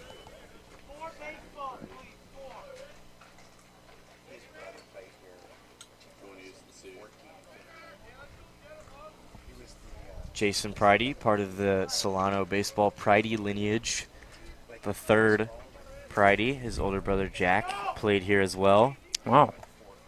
Led the Bay Valley Conference in batting average one season. A great hitter for Solano. His older brother playing here as well. So Pridey being the third brother.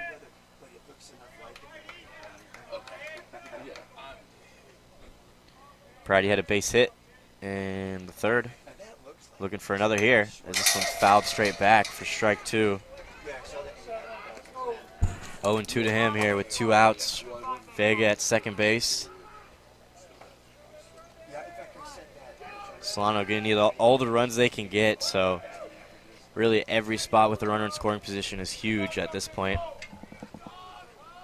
Although there are still 5 more innings of baseball to play. Mm-hmm. So 0-2. Fastball fouled off again. Making Steinman work here.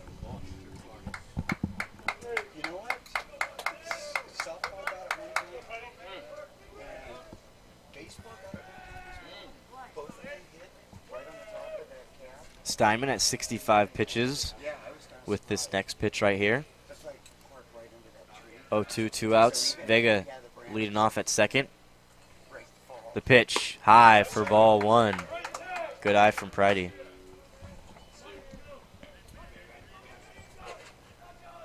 Yeah, just keep it going here. Try and get back into this. Still manageable. Try to work that pitch count too. Like you said, he was at 65 a couple pitches ago, right? Yeah, that last pitch was 65. Here's the 1-2. Low for ball 2. And I'm sure Jason takes pride in his good eye. As it's 2-2, 2 outs. Runner on second.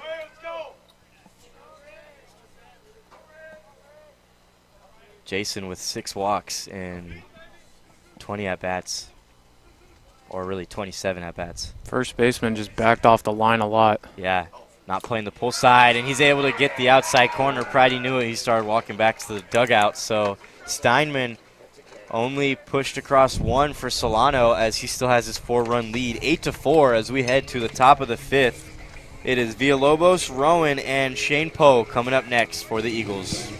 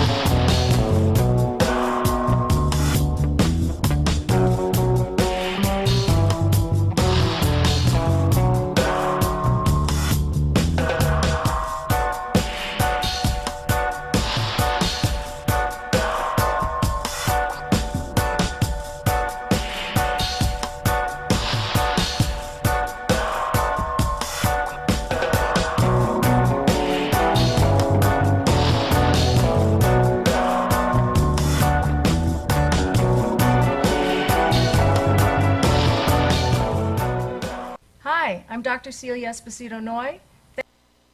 All right, and we're back for the top of the 5th. J-Rod's still on the mound, and I'm going to hand over play-by-play duties to Zion Tremmel, the professional here.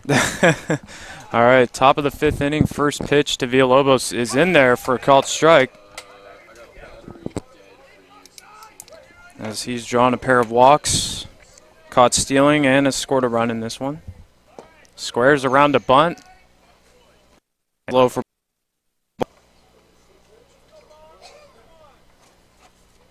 as Jesse Rodriguez in for his second inning of relief. And that one's in the dirt for ball 2.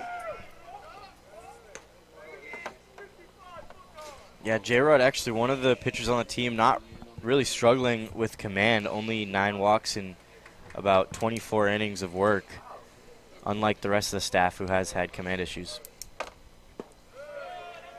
And he's been missing low here. It is now 3-1. To the shortstop, Villalobos. And able to locate it there for a called strike. It is now a full count.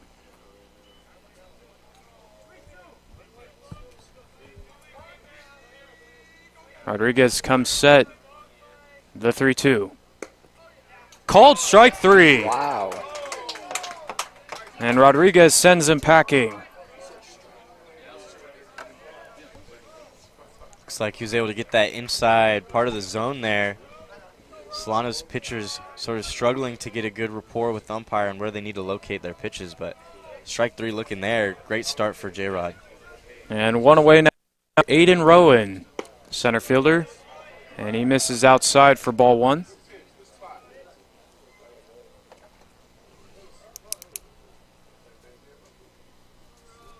Rodriguez comes set. Same spot. Doesn't give it to him. And Rowan had that bases clearing double to tie it. Huge momentum shift, as that was one of the last straws for Ryan's outing in this one. And that pitch is on the ground, and a dive by Pridey. It might have hit him in the head there. Looks like it did. I hit him on the forehead. Wow. And Rowan will be on board here, on for a single. That's was well hit. Hopefully Pridey's all right. Yeah, it looks like they have the medical staff getting out there to make sure he's all right.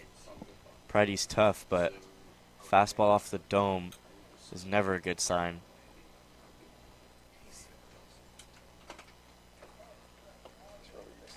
Yeah, it was an incredible effort. Dove out for the ball, but wonder if they're going to throw someone else out there at first or if he's going to stay in. Yeah, they have a couple of guys they could put out there. We'll see if Judkins, or they might slide Nazarati to first and have a new DH. We'll see what they do. And knowing Pridey, he might want to just stay in this one. As they take their time here, at least he's got a smile. But I don't know. Seems like he's in some pain.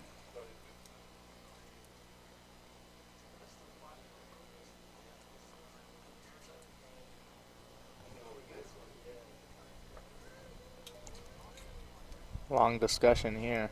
Yeah, an immediate concern is concussion protocol and everything that goes on with head trauma. Yeah, and you don't see it often in baseball, but a baseball to the head with no helmet on, that could definitely do it. It's not the NFL where concussion protocol is thrown left and right, but as it looks like he's going to stay on the field. Nope, never mind. He's coming out, and Zion Judkins will replace him at first base.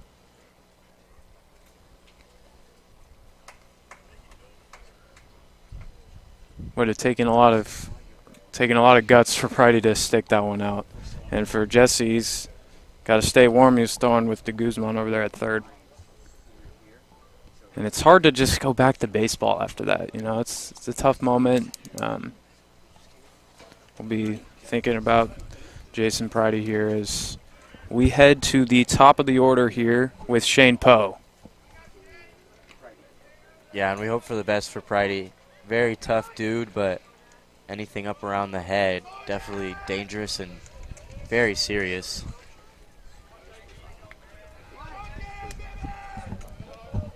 So back to baseball here as Poe to lead it off. Back to the top as he squares around the bunt. That ball's in the dirt. And that'll be ball 1. Poe reached on an error by de Guzman. Also had a pair of singles, so he's gotten on base in each of his ABs.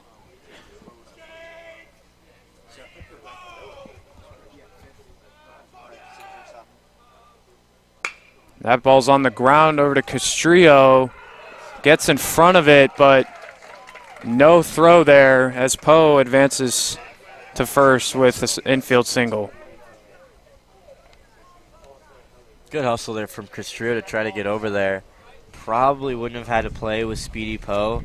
His best bet was to try to flip it to second. But Poe was beating that out even if Castrillo got up and threw a rocket over to first base. Yeah, better to just hold it. So runners on first and second with one out, and that'll send to the plate Joey Thomas. And that's low for ball one.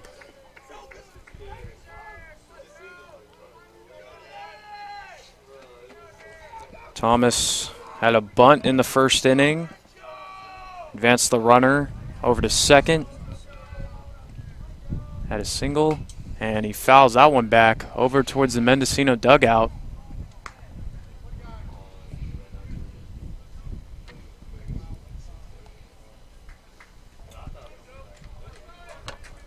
He also had a walk. It seems like a lot of these guys have had a walk at some point during this game for Mendocino. The 1-1. Good pitch in there for called strike. 1-2 now to Thomas. That was a nice pitch. Yeah, 5 walks from the Solano pitching staff so far through 4 1/3, including 2 hit by pitches. Sets in the 1-2 and fouled back. Staying alive is Thomas. As this was a fast-moving game up until that 4th inning where Mendocino scored 8 runs and Solano responded back with 1. And that is where we are at now. 8-4, top of the 5th, 1 out. And a swing and a miss. Strikeout there for Rodriguez. Looked like Thomas was trying to chop some trees with that one. I don't know what he was looking at. That was a high swing. And the second strikeout of the inning for the Falcons, leading to Derek LaFerriere.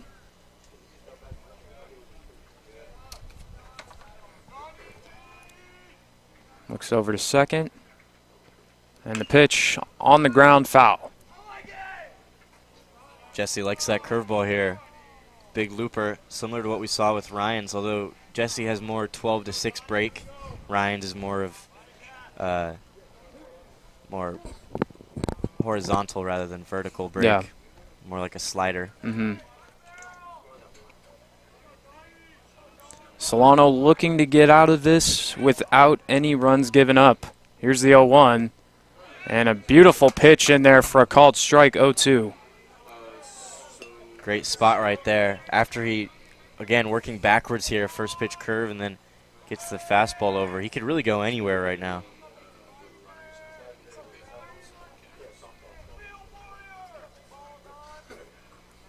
Sets.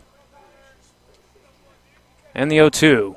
Swing and a miss, strike 3. He struck out the side, and we head to the bottom of the 5th. 8-4, Mendocino. Hi, I'm Dr. Celia Esposito Noy. Thanks for watching the Solano College Sports Network.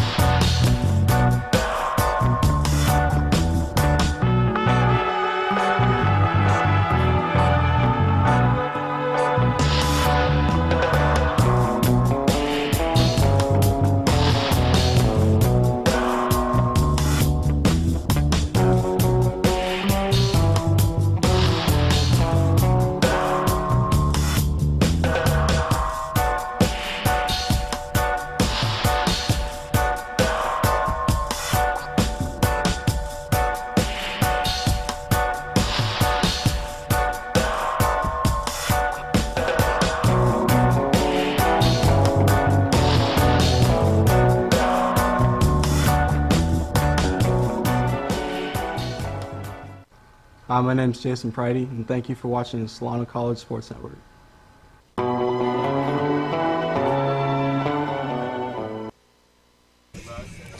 All right, welcome back as we have the bottom of the fifth started here from Solano College. As Dylan Nazarati will lead it off for the Falcons. A strikeout and a single, so he's 1 for 2 on the day. And the first pitch is a swing and a miss. 0-1. Yeah, Nazarati was part of that 3 straight single rally for Solano back in the third that helped push across 2. And he was the last guy to get the single in that rally. The 0-1. Just a bit outside, and it's 1-1 to the DH.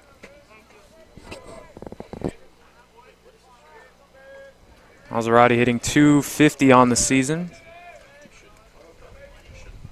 The pair of doubles. And that pitch is hit high in the air, and I mean high, into right field. And that is Tucker Morgan who makes the grab for out number 1.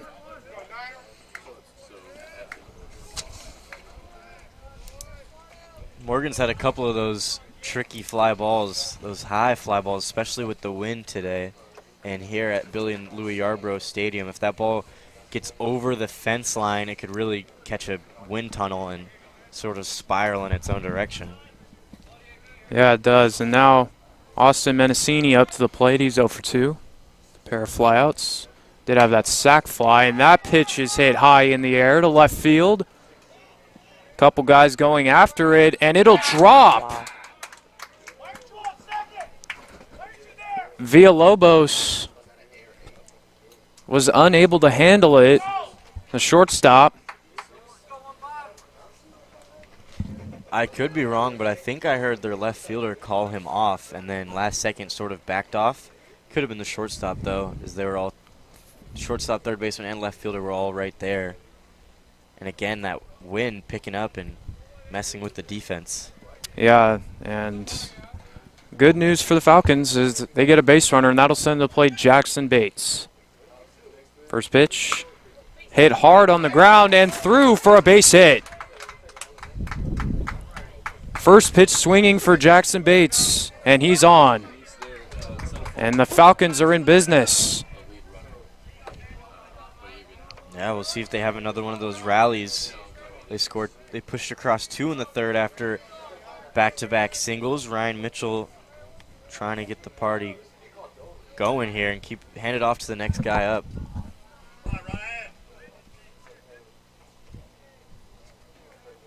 And Jackson Bates with a productive day. He had that double, that sac fly that drove in a run, and now a single here.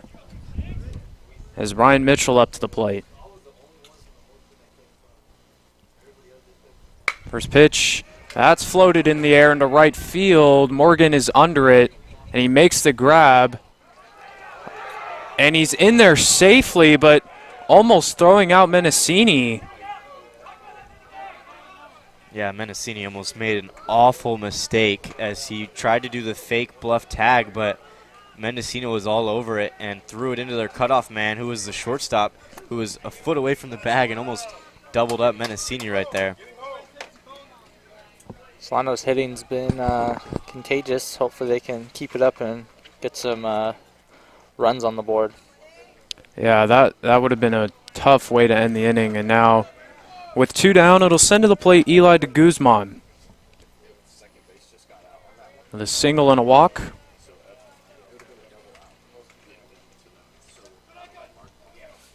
First pitch from Steinman is away for ball 1.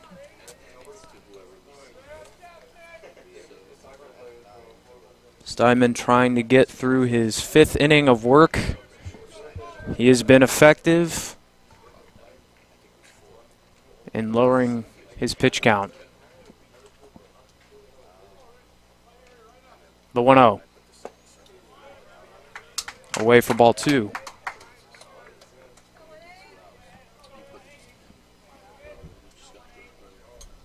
The Falcons have scored in each of the last 3 innings. Trying to keep that alive here, but still find themselves down 4 runs. De Guzman, one of the leaders for Solano, and he's got to get the bat going in order to keep that and really have the guys on his back. As Steinman leaves that one up, 3-0. Imagine he'd be taking all the way here. Yeah. 3-0, it's got to be right down the middle, and you have to get a hit here or else you're getting chewed out and probably not starting for the next game at least. And he finds the strike zone there. It's a 3-1 count to De Guzman.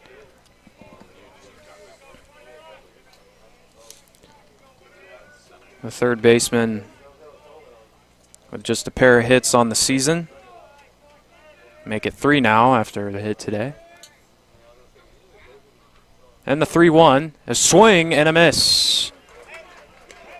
A little low there, but De Guzman liked that one, and it's a 3-2, 2-out situation here for the Falcons. Runners will be on the move. In a huge situation here for the Falcons, trying to bite into that lead. Steinman sets, deals, and it is in the dirt for ball 4.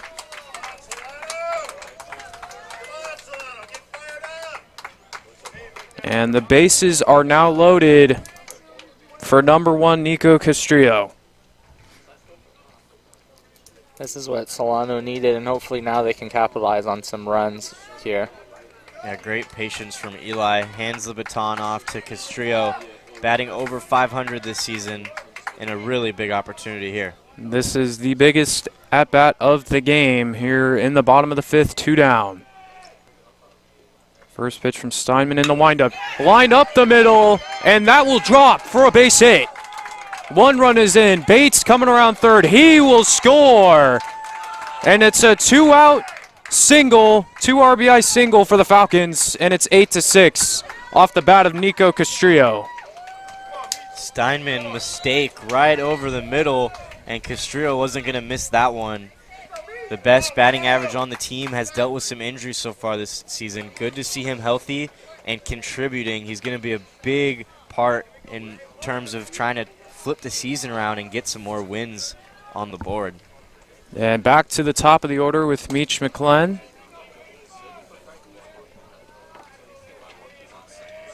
And that pitch is away for ball 1.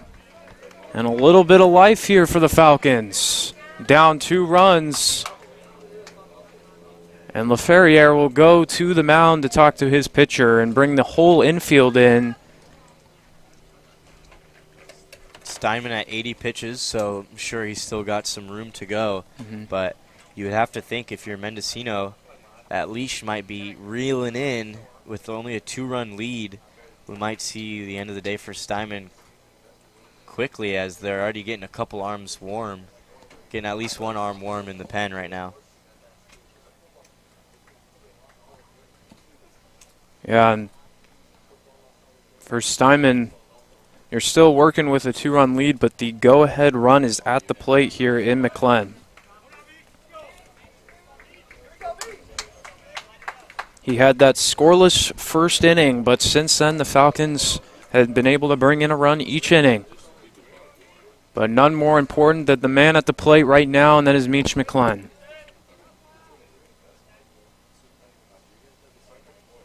Here's the 1-0. High in the air to left field. It is a little shallow, and they're going to make the catch for out number 3. The Falcons make it a 2-run game. We head to the top of the 6th. 8-6 Mendocino. Stay with us.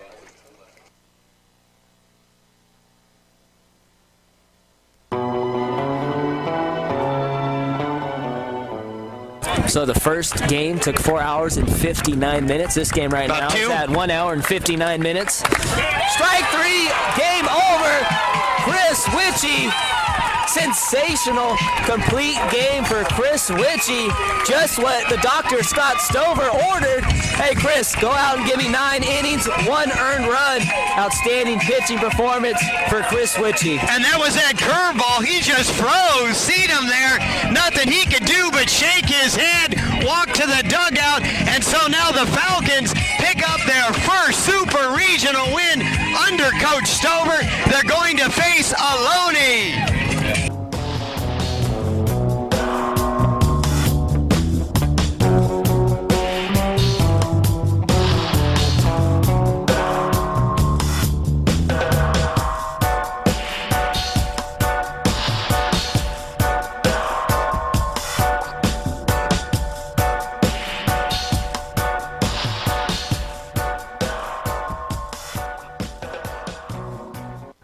Hi, my name is Dimitri McClan, and thank you for watching the Solano College Sports Network.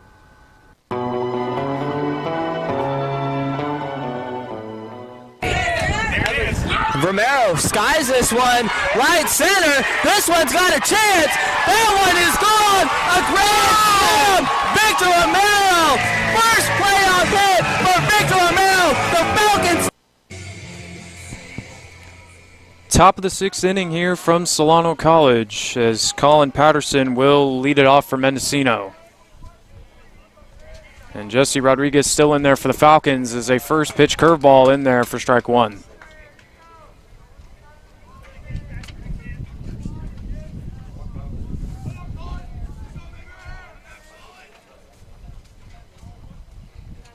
And that pitch is in there for a called strike, and Jesse is starting to settle in here. Had 3 strikeouts last inning.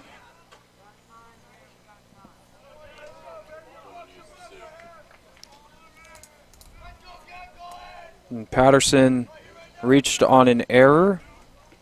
He had that high fly ball to Meach. And a swing and a miss. The 4th strikeout for Rodriguez. Yeah, that's a big strikeout for Rodriguez, as Patterson is probably right behind, if not tied with Poe as one of the big hitters on this Mendocino team. So that's a good way to start this inning. And that'll send to the plate number 17, Tucker Morgan, the right fielder. And that pitch is in there for a called strike. Yeah, J-Rod's pumping in strikes right now. He's got 4 strikeouts in the 5 outs he's recorded. The 0-1. Called strike 2.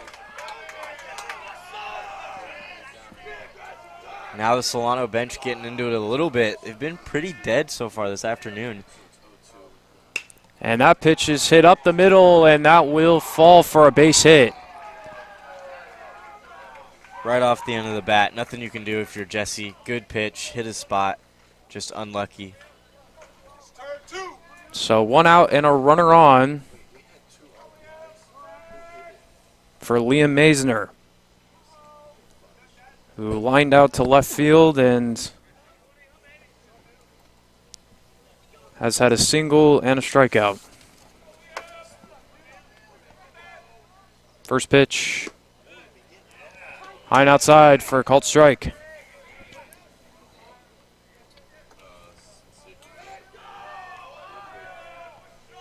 Rodriguez looks over once, sets and deals, low for ball 1.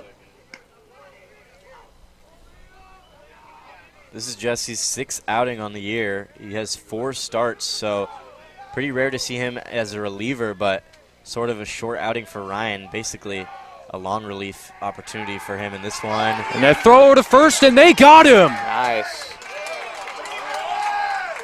Rodriguez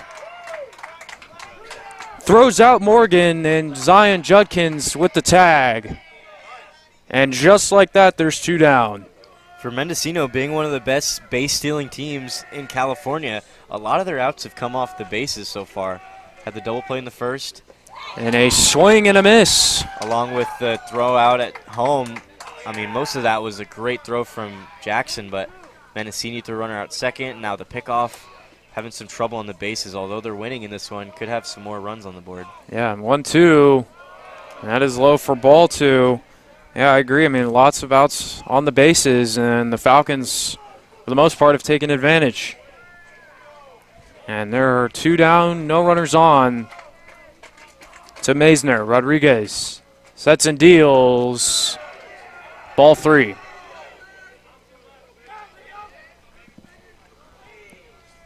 I'm just glad Solano's bench woke up a little bit after Mendocino's been practically loud the whole game. Solano's bench finally waking up. 3-2. Called strike 3. Rodriguez is fired up. And the Falcons are trying to get back in it. We head to the bottom of the 6th. Mendocino leading 8-6 on the Solano College Sports Network. Take a 10-8 lead. Get some, baby. Victor Romero putting the team on his back. What a big-time hit for Victor Romero. That's the first time I have ever got out of my chair broadcasting a game. You talk about a big-time hit. The sophomore out of REO High School delivers when the Falcons needed to be picked up most. Vic Romero, grand slam, and there is life in the crowd here at Billy and Louise Marlboro Stadium. You know what the best thing about that was? Victor Romero was 0 for 11 in his playoff career.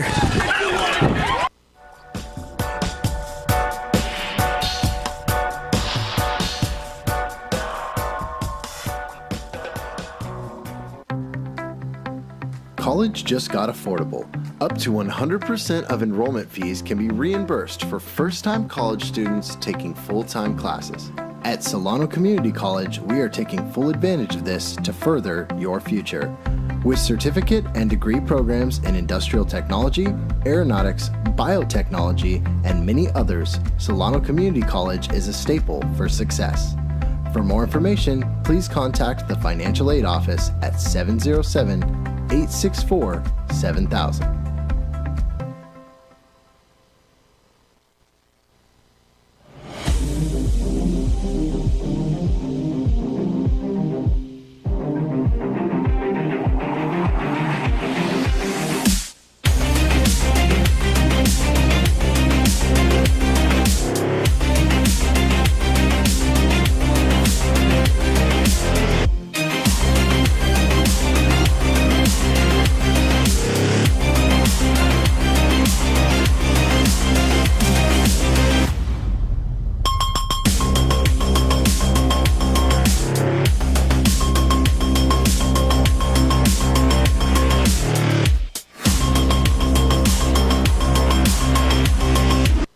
All right, welcome back as we have a new pitcher here, Aiden Elliott.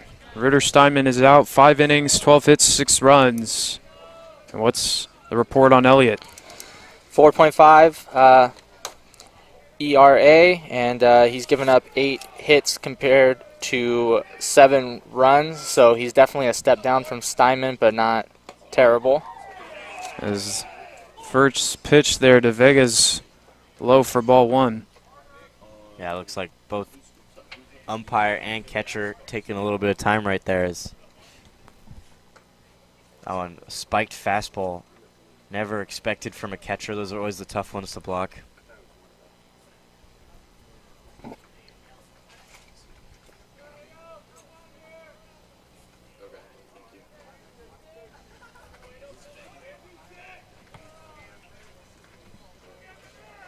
One 1-0 from Elliott. That's hit in the air to right field. Under it is Morgan, and he makes the grab. 1 away.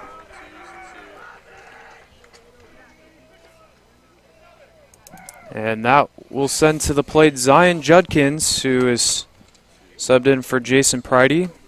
Another guy I played high school baseball with. Very powerful hitter. Big swing, that lefty bat from Benicia High School.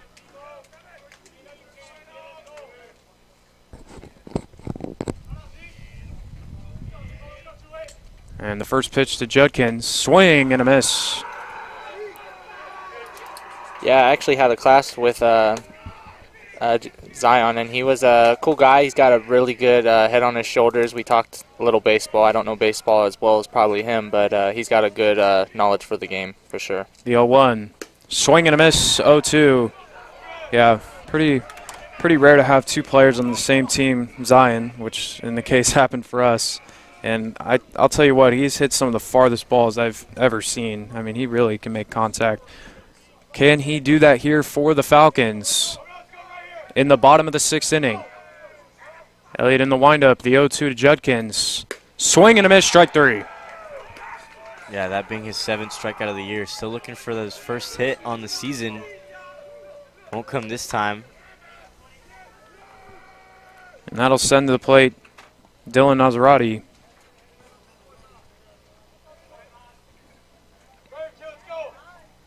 With 2 down. Elliott's throwing gas, so Nazarati better be ready. Interesting windup here from Elliott as the first pitch is low for ball 1. He it's like a mix of like being in the stretch and the windup. Yeah, he does a little bit of a rock back, but not a huge one. And that is inside for ball 2. Actually reminds me a lot of Lance McCullers. Yeah. Doesn't get a whole lot of looks, but Lance McCullers very similar sort of delivery. That is a good comparison as that is in there for a called strike. It is 2-1 now the count. Aiden Elliott looking pretty smooth out there in this bottom of the 6th inning. The 2-1.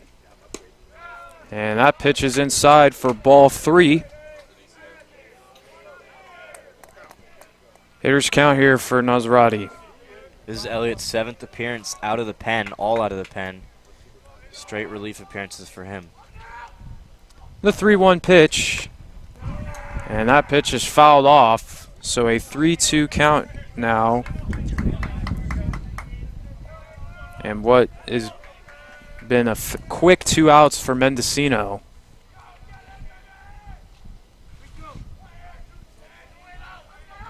And 10 more outs for Mendocino as well.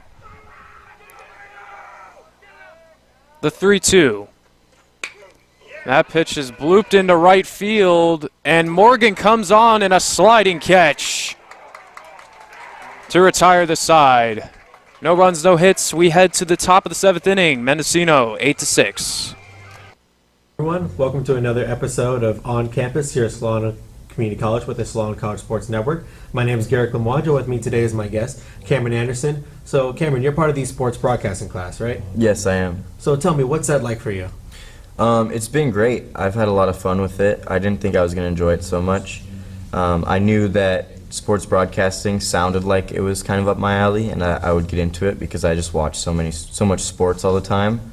And yeah, I've been having a great time.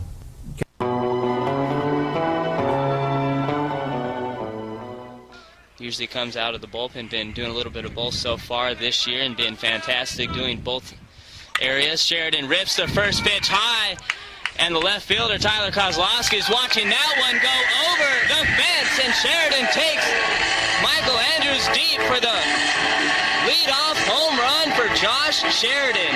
Well, that's a nice start for Solano in a game they really need to win. And so Josh Sheridan, the talented leader of this team, he's one of the few returning sophomores from last year's outstanding team, gets things started with the home run to deep left field here right off the bat in the bottom of the 1st. So just like that, Solano on the board in this game against the Storm, 1-0.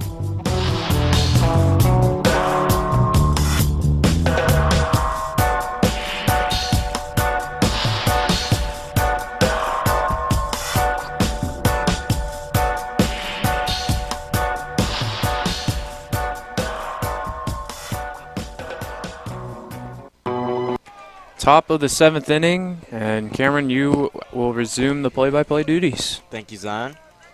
Jesse with 2 1/3 innings of work so far in this one as he relieved Ryan back in the 4th. as first pitch is swung on and missed. We've seen a lot of that from Jesse already. 4 strikeouts in this one. Actually 5. He struck out the side in the 6th and had 2 in the last as another swing and a miss. Diego Velasco 0 for 2 in this one with a hit by pitch. Still looking for his first hit on the year. Not looking good for him right now. Down 0-2 to J-Rod. The pitch fouled back. And with the way he's been pitching, he's just going to keep pumping in strikes. Yeah, he's got a very over-the-top release.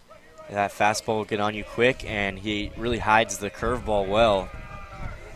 And there's the curveball as he had him out in front. Fouled roller down to third baseline. Still 0-2 here. Mendocino loved that. They were really digging the fact that he's able to foul that off. Yeah, they seem like good hype men to have around. As that curveball was low, did not look like he went, and he didn't. Great job to hold up by Velasco on that one.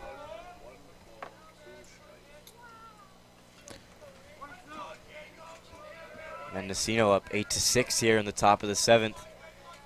Solano going to try to contain it as that one barely fouled off. Just got a piece of that one, staying alive.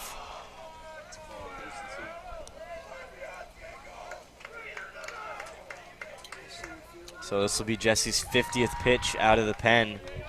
And he is a starter predominantly, so he can stretch the distance. As that one is fouled off again, Jesse trying to find a way to sit him down. He's throwing everything at him. Might as well throw the rosin bag at this point. Right? I mean, this has been quite an AB. Great leadoff at bat for Velasco. The 8th pitch of the at bat again fouled off. Straight back. Definitely getting his money's worth up there. Still only 1 ball. And all you can do, I mean, you just got to keep throwing it in the zone there and just hope you get a swing or miss at this point, because, or honestly, just hope you get a ball in play, because it doesn't look like he's going to swing and miss. Still 1-2, no outs. The pitch swung on and missed. Another strikeout with that fastball as J-Rod points him to the dugout in case he needed some escort. Yeah, well, I guess I jinxed him, but good for Solano at least. J-Rod feeling himself after a long at-bat like that. His 6th strikeout in 2 2/3 innings of work. Pretty impressive so far as Villalobos steps into the box and takes a first pitch curveball high for ball 1. Yeah, and he's really settling in, but we saw that with Radke. You know, he started off smooth, looking good, and then, you know, a couple hits string together, and there goes all that momentum, so he's got to keep it going. 2nd pitch in there for strike 1. That just perfectly sat right into the zone. Beautiful pitch. And like you were saying with Ryan, to me it personally looked like he might have been a little too overconfident. He was smiling after a lot of things and maybe got a little too complacent with 2 outs, and that was the last of it, as that one just misses outside for ball 2. Yeah, I mean, it's crazy. All those runs scored by Mendocino came with 2 outs. It is just unreal. The bunt is laid down. Jesse's going to have to throw it quickly, and he will for the 2nd out of the inning as Villalobos tried to catch them napping, but Jesse was quick to pounce on that one and make the strong throw to first for the 2nd out. Yeah, but going back to like what you said, Cam, about Radcliffe, I agree, he did seem a little overconfident. Jesse, the difference is he's pitching phenomenal through these innings where he came in, but he's playing more with a calm demeanor, and yeah, that's kind of what you want more. You're 100% right. His body language says it all. Although he has gotten fired up, he'll run off the mound after strike 3 to end the inning instead of sort of leisurely taking his strut.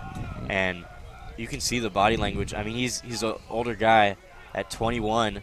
He's one of the veteran leadership for the pitching staff, at least, as he's been doing it for a while now. And you can definitely see that matureness on the mound with him.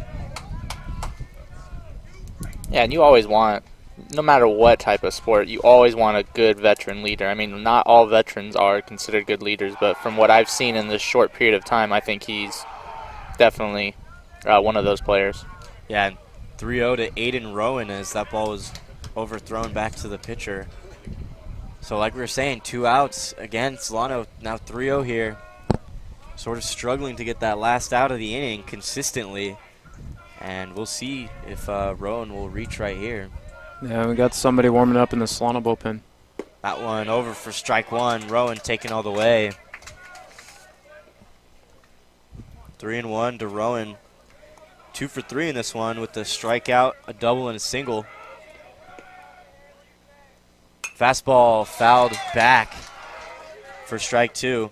And Rowan probably had the biggest at-bat of the game so far with that bases-clearing double in that 9-hole. That's huge for them, and that really completely changed the momentum, and that's what led them to that 8-run inning. Yep. Full count, 2 outs. The pitch, swung on, ground ball to Vega. Bobbled, able to get it in his bare hand, and makes the throw to first for the 3rd out. So J-Rod sits down the Eagles 1-2-3 as we head to the bottom of the 7th inning. Solano down 6-8 in this one.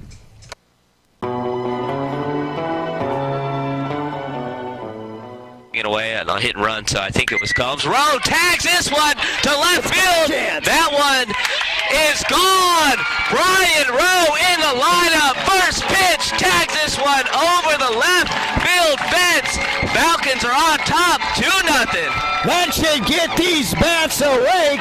Brian Rowe getting an opportunity to start as a designated hitter, as the number 9 hitter, and Zach, he just belted that over the left field fence. That was a solid line drive. So the pride of Del Oro High School hooping and hollering with his freshly sporting mohawk haircut. And finally, the Solano bats are awake. Let's see if they can keep this one going.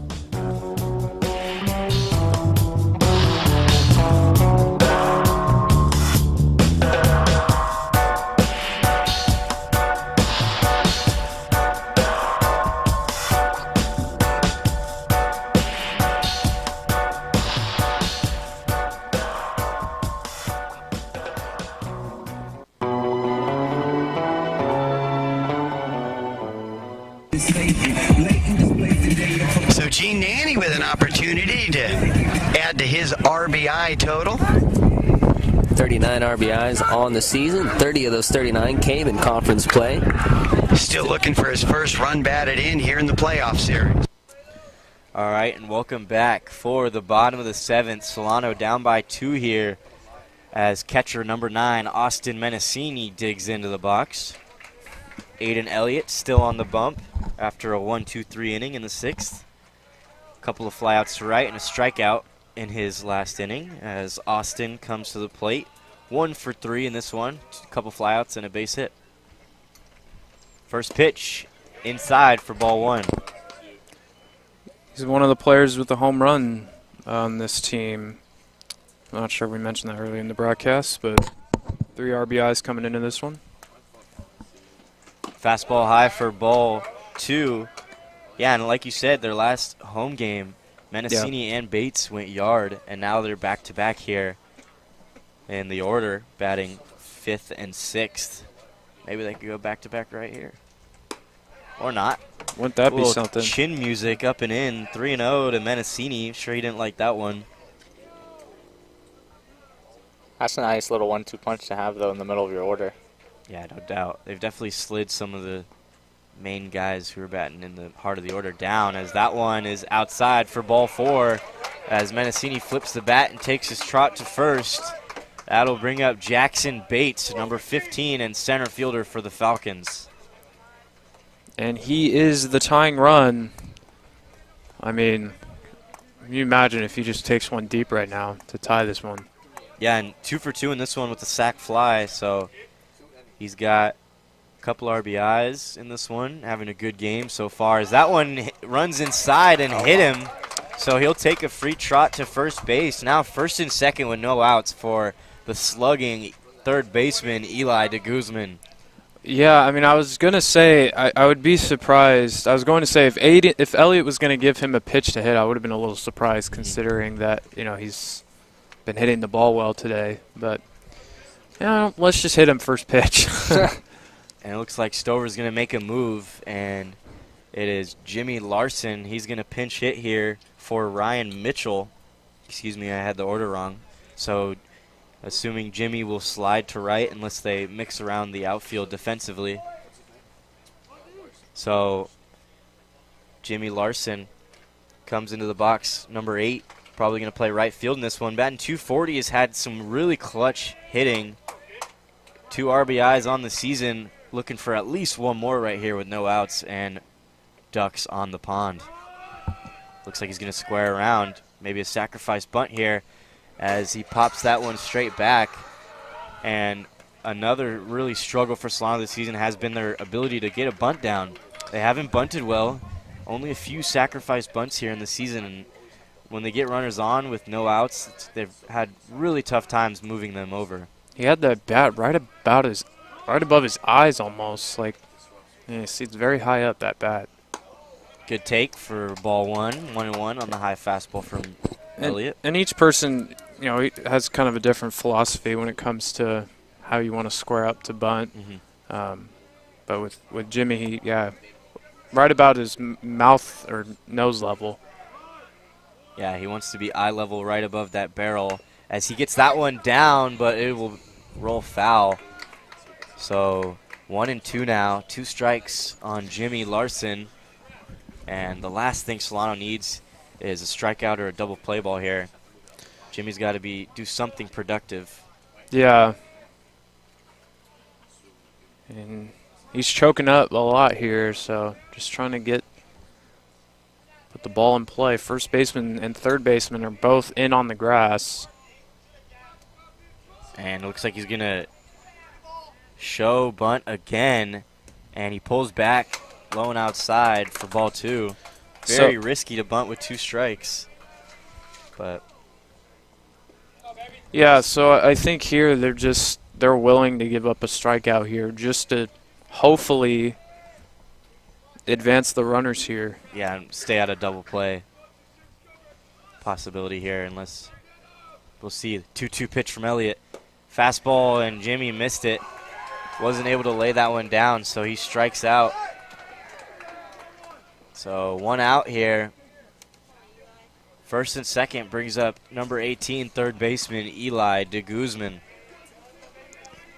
And that is not what you wanted from the Falcons. They had an opportunity to move runners into scoring position. Instead, you give them an out. De Guzman, 1 for 1 with the hit by pitch and a walk, and had a single back in the second. First and second, 1 out. Fastball driven to right center field. Center fielder running back, and it drops off his glove. Almost made a Herculean effort, and some confusion on the bases. A bad throw, so Bates will advance to third, and Eli with an RBI double makes it a 1-run game. So Jackson Bates, a little confusion on the bases. He didn't think that Austin was going to round third and come home. So Bates had to slow up at second. Probably would have scored standing up if he was running around the bases the whole time. Yeah, that was tough because, the center fielder was able to track it down. He dove, it fell off his glove. I think it was just worried that he was going to maybe catch it, but yeah, still a run for the Falcons, and the go-ahead run is at second base. Yeah, massive hit from Eli de Guzman. Definitely his biggest hit of the season so far, and his 4th hit on the year. He's got 2 in this one, and that brings up Nico Castrillo. Elliott out of the windup here, and he balked. So that'll push across the tying run as Jackson Bates walks in freely to tie this one up 8 apiece. Wow, huge mistake from Adrian Elliott as he moved to the windup, and he sort of twitched during his delivery, so the field umpire called a balk. That is literally a free 90. Yep. And yeah, just a costly error by Elliott in such a huge situation. And you can sort of feel the energy being sucked out of Mendocino right now as their dugout. very quiet the last sort of this inning. And Solano might have a little momentum shift as it looks like your guy Richard Mealy is going to pinch run at third base. He might be a defensive, coming in as a pinch runner, but might fill in at third base as well defensively for the Falcons. I've played with Richard for a long time. I don't think I've ever seen him pinch run forever. He is a fantastic pitcher, great pitcher. I mean, let's see him show off those wheels, I guess. This is awesome. Yeah, definitely don't think of him as a burner, but in this spot, and he'll tell him yourself. He doesn't think of himself as the fastest guy. Nope. That's why I'm saying that. The 0-0 in there for strike one to Castrillo in a big spot. We'll see Elliott a little aggressive here, getting the first pitch over. Castrillo already 2 knocks in this one, 2 for 3. And Elliott's got a couple bases open, 1 out, runner on third. Castrillo's going to look for something high. And he knocks it through. A great diving play at third base. The throw to first got him in time. So Richard Mealy scores. So an RBI for Nico Castrillo as Solano takes the lead 9-8. But what an amazing play by Colin Patterson at third base to save a hit. Yeah, but great base running by Richard Mealy. I mean, he didn't hesitate. That ball was hit over to the third base side, but he still took off, scored the run, and the Falcons have the lead. So Solano somehow in the lead here as McClenn swings and misses at the first pitch. As it was 8-3 back in the fourth. Mendocino pushed across 8 in the fourth and hasn't scored since. Solano racing all the way back, scoring 3 across here in this inning to give them the lead. As McClenn now trying to get a 2-out rally going. Down 0-2 here. That's just huge for the Falcons. The resiliency of this team, it kind of looked lost at first, but they came back. Fastball high for ball 1. Good to see some discipline right there from Meach. Meach has been good once he makes contact, but has 21 strikeouts on the year in about 40 to 50, about 50 at-bats, so he's definitely going to want to cut back on the strikeouts. That one up and in for ball 2. 2-2 with 2 outs now to Meach.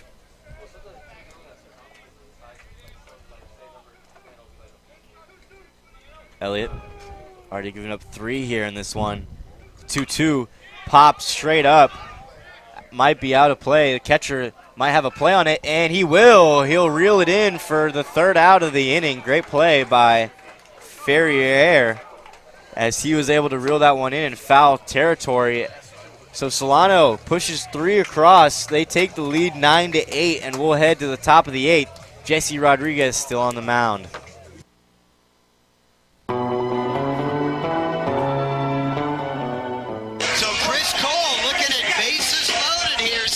Seeing if he can get Solano back into the game, and certainly a single would do that and knock this game up at 6-6 here in the bottom of the 5th. The first pitch is drilled, and that one's going to fall in front of the right fielder. 1 run will score.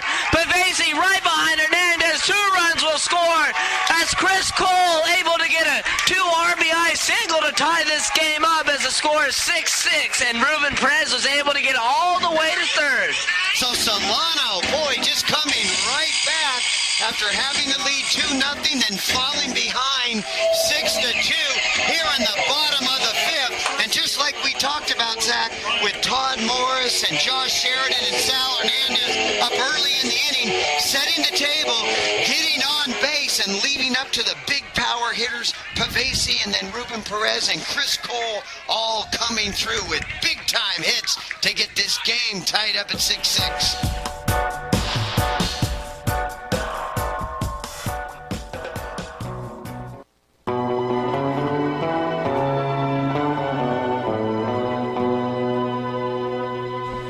All right, we're back for before the top of the 8th here. Jesse Rodriguez still on the mound, pitching great in this one, holding the Mendocino Eagles in check as he gets the first pitch curveball over for ball 1.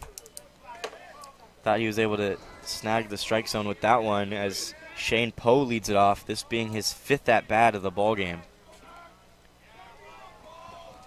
Yeah, and I think the key for Solano the last couple innings here as we're winding down is they have the momentum on their side. They just need to keep it and not lose it like they did earlier in this game. And that one over for strike 1. Yeah, I agree. This team is hungry. I mean, they have 2 wins on the season. It would really mean a lot for this group to come away with a win. Yeah, and getting 2 wins out of the last 3 games going into conference play would be huge.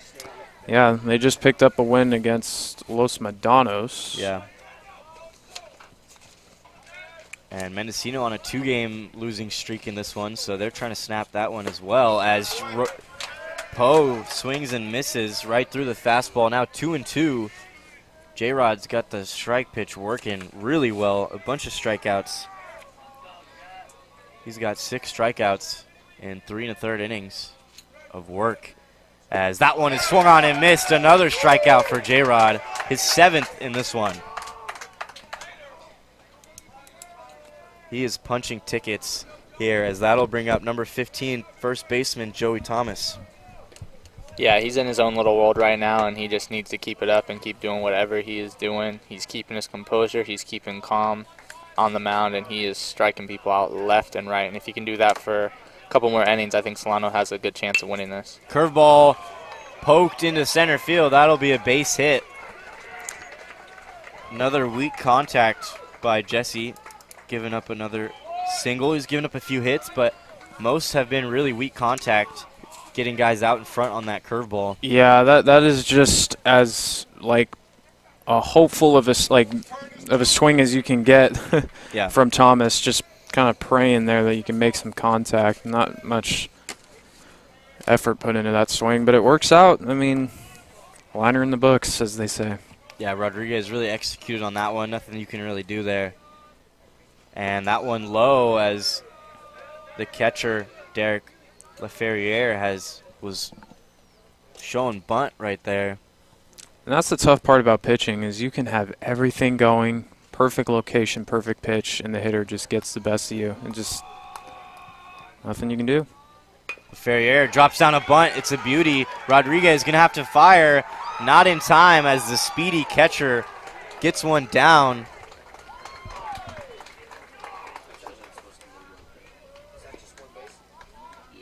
So infield single for their catcher. 1 out, first and second as Joey Thomas advances on the play.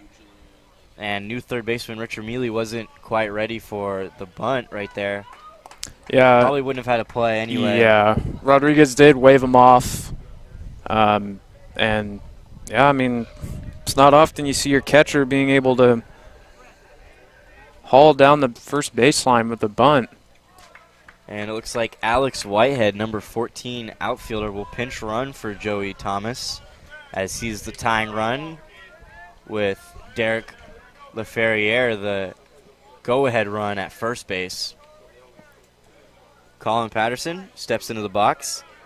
He's reached on a walk and an error. Otherwise, he struck out and grounded out in this one. That one driven to right field. Shane Martin in right. He's reaching back. He'll make the catch. Runner will tag and advance to third easily.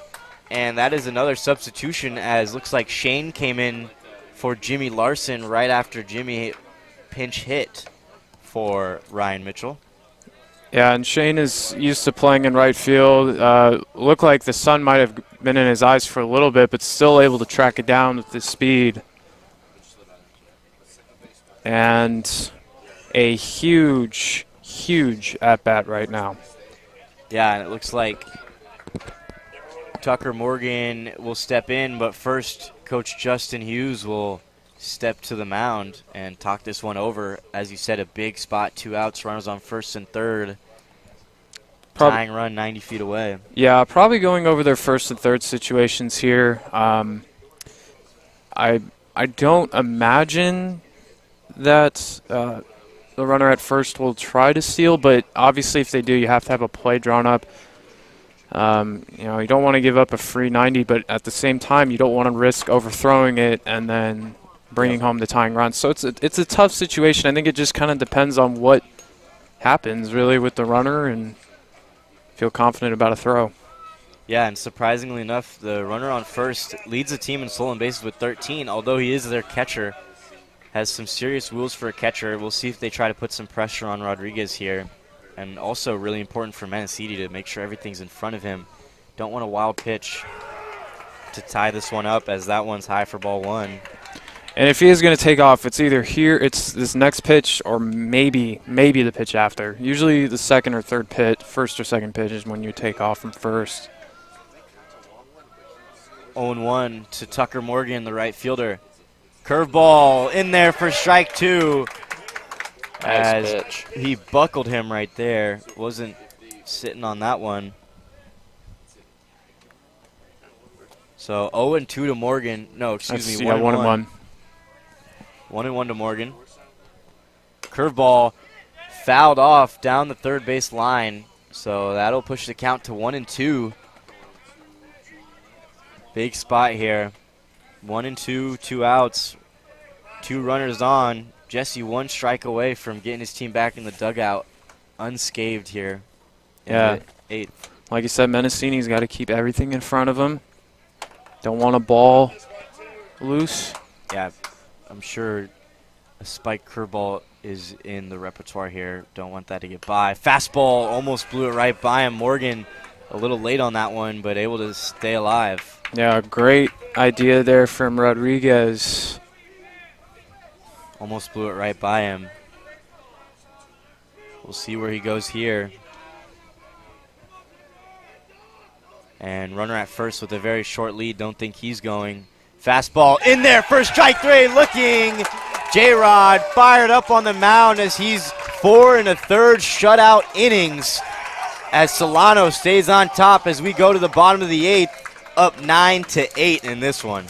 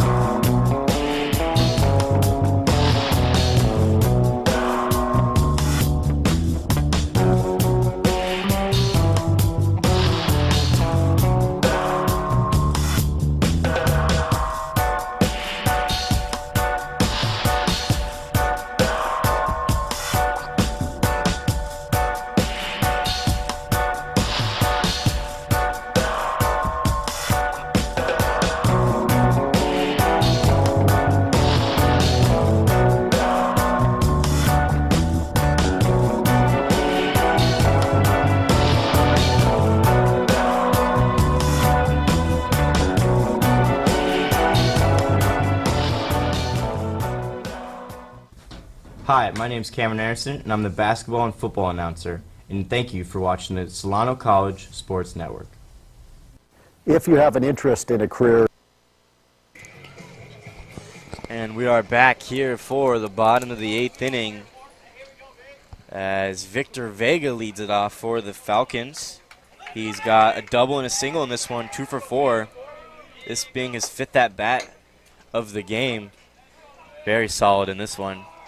First pitch from Elliott, high for ball 1.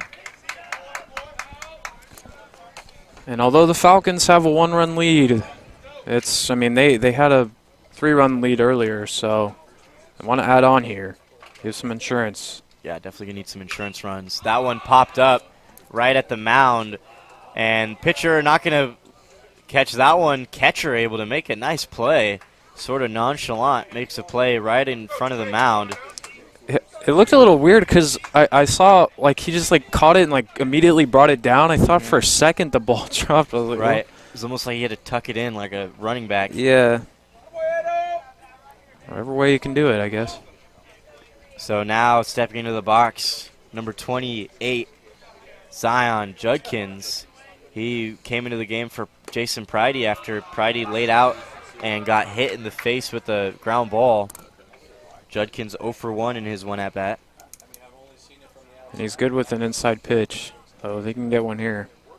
Yeah, he could definitely turn on one. That one high, almost offered at it. Good discipline to stay back. 1-1 to Judkins. This would be a really good spot for Zion to get his first hit on the year.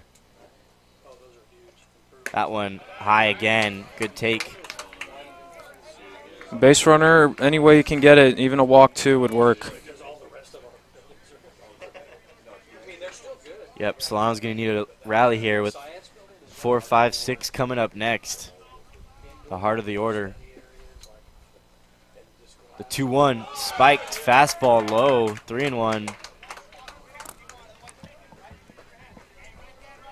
Good hitters count for Zion right here.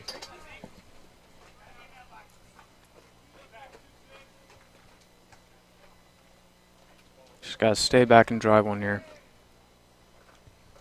Elliott ready for the 3-1. The pitch low. It might have actually hit him.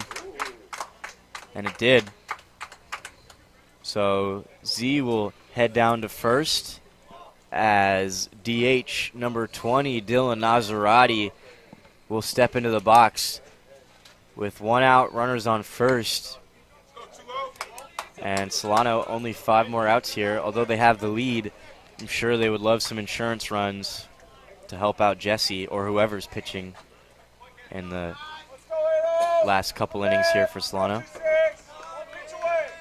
Actually just headed to the top of the 9th if they can. As Zion takes off, ground ball, no, and it's a routine double play ball, but he misses it as that is an E4.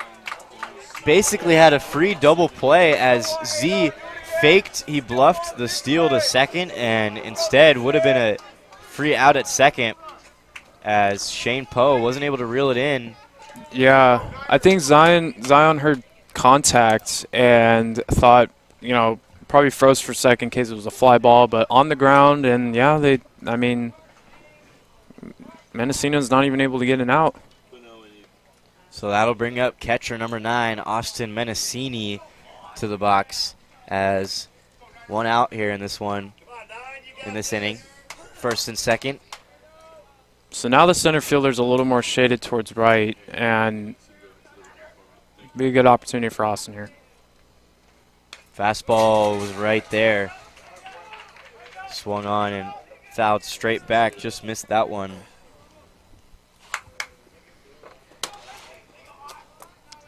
Austin with the big opportunity here. Had a home run in their last home game. So imagine if he hits another one. That would be pretty spectacular. That would give him a 4-run lead. Curveball, slow breaker.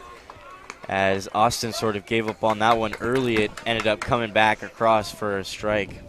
Yeah, I think he could have gotten a hold of that one. It wasn't the best, didn't have the best movement.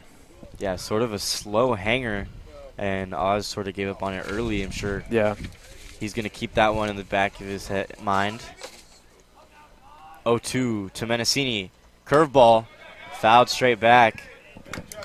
Able to foul that one off.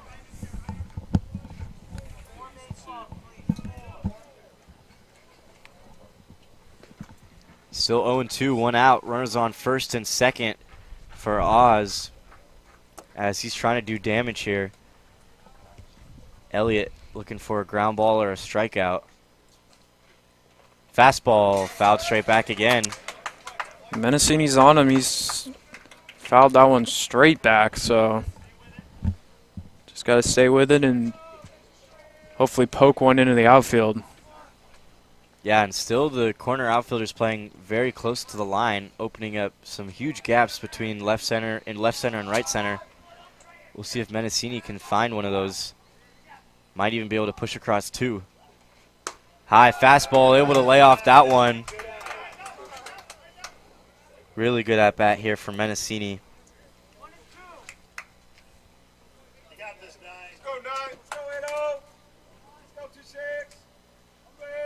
Elliott gave up the 3 back in the 7th, came right back out here for the 8th.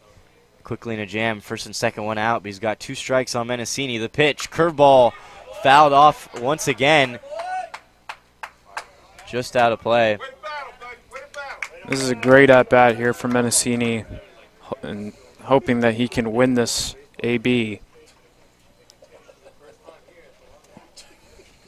And the Eagles have an arm, a right-hander in the bullpen getting ready in case Elliott needs relief. Yeah, the Falcons don't have anybody, so it looks like Rodriguez will, in all likelihood, close it out. The 1-2 fastball, that might drop down the line. It will be foul ball. Morgan with great hustle almost ranged his way out there and caught that one, but landed just foul. Yeah, I know Austin is thinking, man, I was so close. It's so frustrating as a batter when you think you might have just poked one into the outfield and it's carrying and it goes foul. Yep. It's frustrating. But I'm betting that Austin wants something even better. I bet he wants to drive one into the gap. Yeah, he wants to earn his double. 1-2 here. I like that left center gap. Yeah. Now the center fielder shaded a little bit to the right side of the second base bag. The pitch, curveball high, right above his head. I'm sure if he stood still, he probably would have taken that right off the helmet. Yeah. So that'll push the count to 2-2. Mendocino making Elliott work really hard for this second out. Mendocino not going down without a fight here. 2-2 to him. The pitch, fastball, high for ball 3. I was really hoping the umpire wasn't going to ring him up there. It looked, for a second he froze. I was like, oh boy. But yeah, that was inside. Yeah, I think throughout the game we've started to see a little bit more consistency from the umpire from the strike zone perspective. At first it was a little inconsistent. 3-2 pitch. That one's popped up right behind the first baseman. This might be trouble. It's caught in right field by Tucker Morgan. So a very long at bat from Austin, but overall just the second out of the inning, and that'll bring up center fielder number 15, Jackson Bates. Yeah, great AB for Mendocino, but in the grand scheme of things, yeah, it doesn't advance a runner. But Jackson has a chance here to bring home Zion from second. An 11 pitch at bat right there for Mendocino. So that's at least eaten into the pitch count right here. We'll see if Elliott's a little fatigued here facing Jackson Bates, one of the deadliest hitters in the lineup. He's had a really good game so far as that curveball is low for ball 1.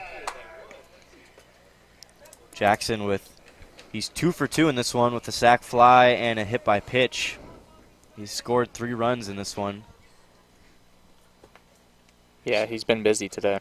Yeah, and it gunned out the guy at home in center field. And that's honestly what's given them the lead so far, as that one's popped up, might be in play. First baseman and catcher running after it, but it is just out of play. Right past our crew.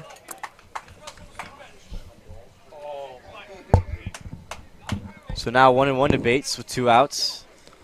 So many lost baseballs today. Yeah.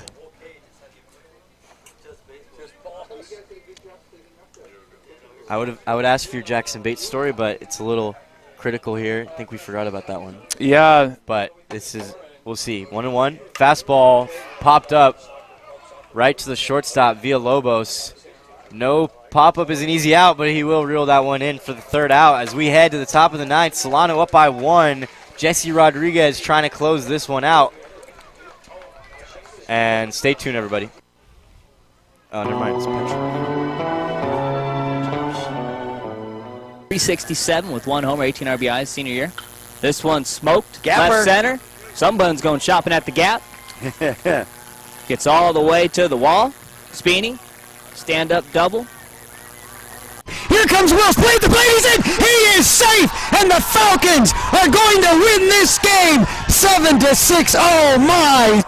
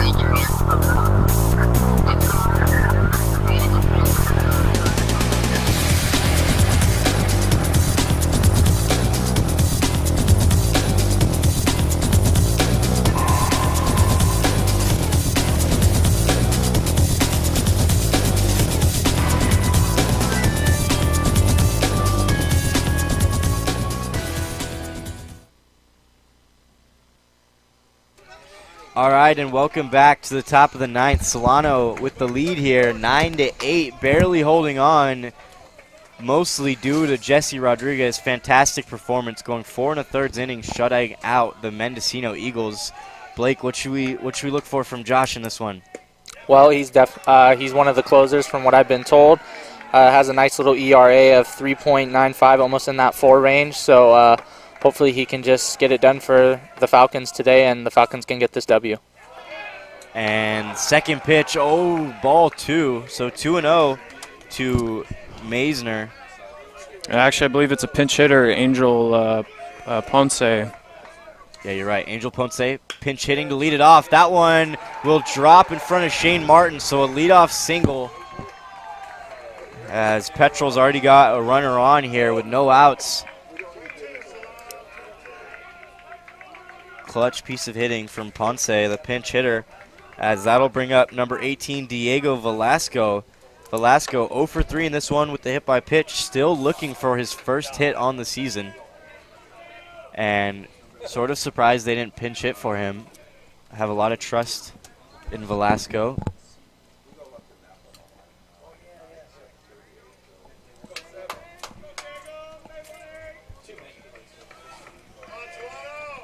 And, yeah, just got to shake off that first base runner. Bunt here. He's showing bunt. He pulls back, but it's in there for strike 1. Really important for Josh to get ahead with strike 1. Looking for that double play ball right here. Castrillo and Vega got to be on their toes, and Mealy as well as he's crashing for the bunt. Slider low for ball 1. Josh, mostly fastball slider mix. And he's got a really good slider, one of the best sliders on the team. That's been his bread and butter so far. Yeah. He's coming in with the sub-4 ERA. Richard coming in again. Just missed that one. And Mealy's a solid third baseman. Yeah. Needs to be ready for this bunt and make the play. 2-1 to Velasco. He's squaring around again. And that one in there for strike 2 as he took it. So 2-2 to him. Velasco, 2-2. Runners on first. No outs. Josh looking for the strikeout. Slider. No, he didn't. Yeah, I wasn't sure if he was going to be aggressive and go fastball. Alex with the slider just missed. Now it's a 3-2 count. It's really up to him what he wants to work with here.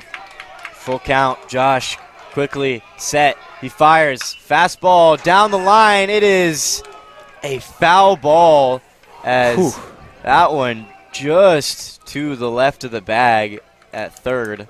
Would have been absolute trouble. Probably second and third at least. Everyone on the Solano side just held their breath as that ball just went foul. Still 3-2. Great at bat here from Velasco. The pitch. Swung on. Ground ball to third. He's going to go to 2. Got the out there. Throw to first. Zion's not on the bag. Oh. So they get the forced out at second, but the return throw to first, I don't know if it would have mattered, but first baseman wasn't even on the bag. So that'll bring up shortstop Adrian Villalobos, and actually he's going to get pinch hit for right here. Looks like they're going to put in number 28, Kyle Stewart. Stewart batting 100 on the season. Got 1 hit and 10 at-bats, so I'm sure Solano likes their odds here. Josh looking for another ground ball to end this one. He sets, he fires, slider got him swinging, as that pitch is just brutal to right-handers, as he will pepper that inside fastball and then he'll throw that slider outside, and works really well for him.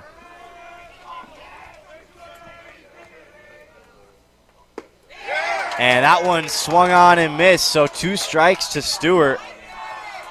Quickly down in the hole here, as the Eagles are down to their last 2 outs and potentially their last 4 strikes here. Petrol, 0-2, sets, fires, fastball, just missed. Thought he was going to ring him up on that one. It's been a strike basically all game. Yeah, that was really close. So 1-2. Stewart trying to stay alive, trying to pass the baton to the next guy up, but he won't. He swings and misses.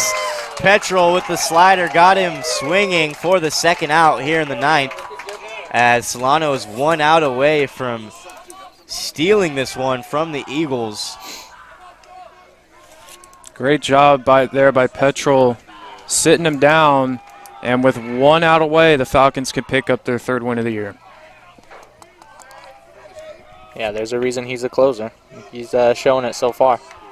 Here's Aiden Rowan, the center fielder, as he fouls the slider straight back for strike 1.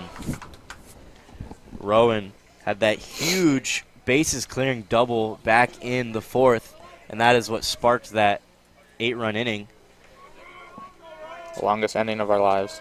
And he had a single in his next at-bat and then grounded out to second. This one swung on and missed. 0-2 to Rowan. Josh Petrol 1 strike away from earning the save here. Falcons bench is on their feet and getting into it. Mendocino's gone dead quiet on their bench after Josh being loud. Petrol looking for his first save on the year. 0-2, 2 outs. Fastball high for ball 1. Actually, the first save on the season for any Solano pitching staff, as their I think J-Rod would get the win and Josh Petrol would get the save. Still got to get this final strike, though, and Solano has struggled with 2 outs to finish it off. The 1-2 pitch. Fastball driven to right field. Shane Martin will catch it for the 3rd out. So Solano comes all the way back and wins 9-8 in an absolute nail-biter. Shane Martin makes the last catch of the game, and Solano gets their 3rd win on the season. That'll push them to 3-13, and Mendocino falls to 7-11-1. And that'll do it. Any last words, fellas, from this one? It was a great ball game. Awesome game. My first game, it was perfect. I loved it. Yeah, great rally by the Falcons. Way to stay resilient and keep fighting. That's what the Falcons are going to need to do in this conference play, is continue to fight. And this was an excellent, excellent win for the Falcons. Huge confidence booster for sure. Yeah, 100%. Absolute confidence booster going into the conference heart of the schedule. So that'll do it for us here on the Solano College Sports Network. Thank you, everyone, for tuning in and staying with us, and we'll catch you next time.